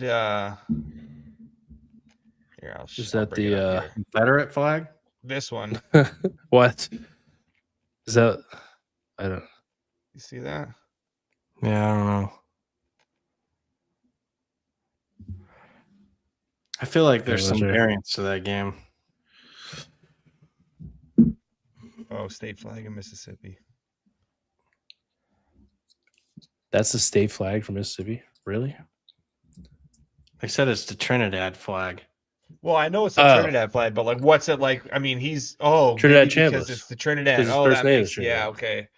Yeah, that's what that makes sense. That makes sense. Trying to get that one more year, have Trinidad go to Ole Miss or LSU.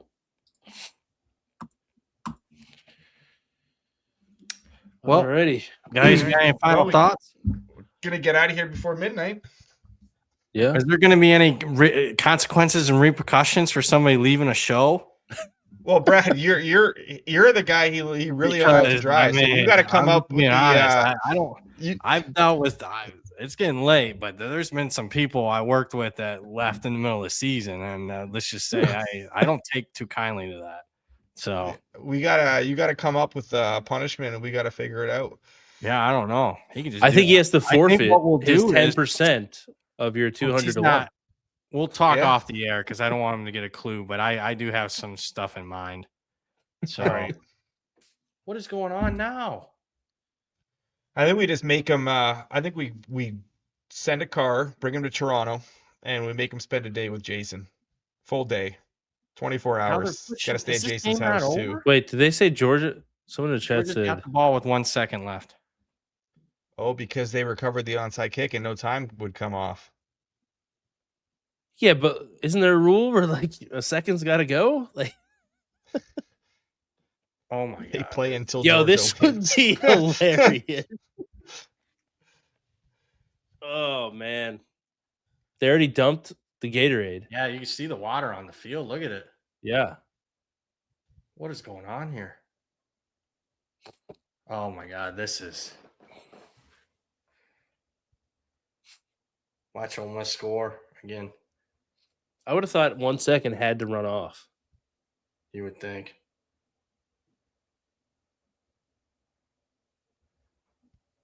They've gone nowhere.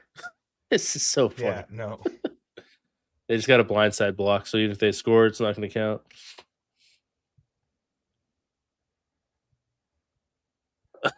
Yo, this is hilarious. Naturally, it ends with Stockton getting rocked. Getting another, getting double teamed. Oh my god. Yeah, blinds. That was like the most laterals for not advancing the ball at all. And there's But at least They 10 really or 12. tried of them, to. Yeah, They really tried to like keep this Ole here Miss past didn't midnight, even though. try to tackle them. It seemed like, no. Yeah. but probably a smart strategy. Guys, it was All a right. pleasure. It was. Thanks for having me, guys. I appreciate it. Hey, no, I appreciate thanks, you coming Austin. on, man. I really do. Yeah, of course. Yeah, Thank if, you. if Team you need player. anybody for Save next the week, day. you let me know, Moreno. Austin, definitely I a think, team player. I think you got your new co-host for next season.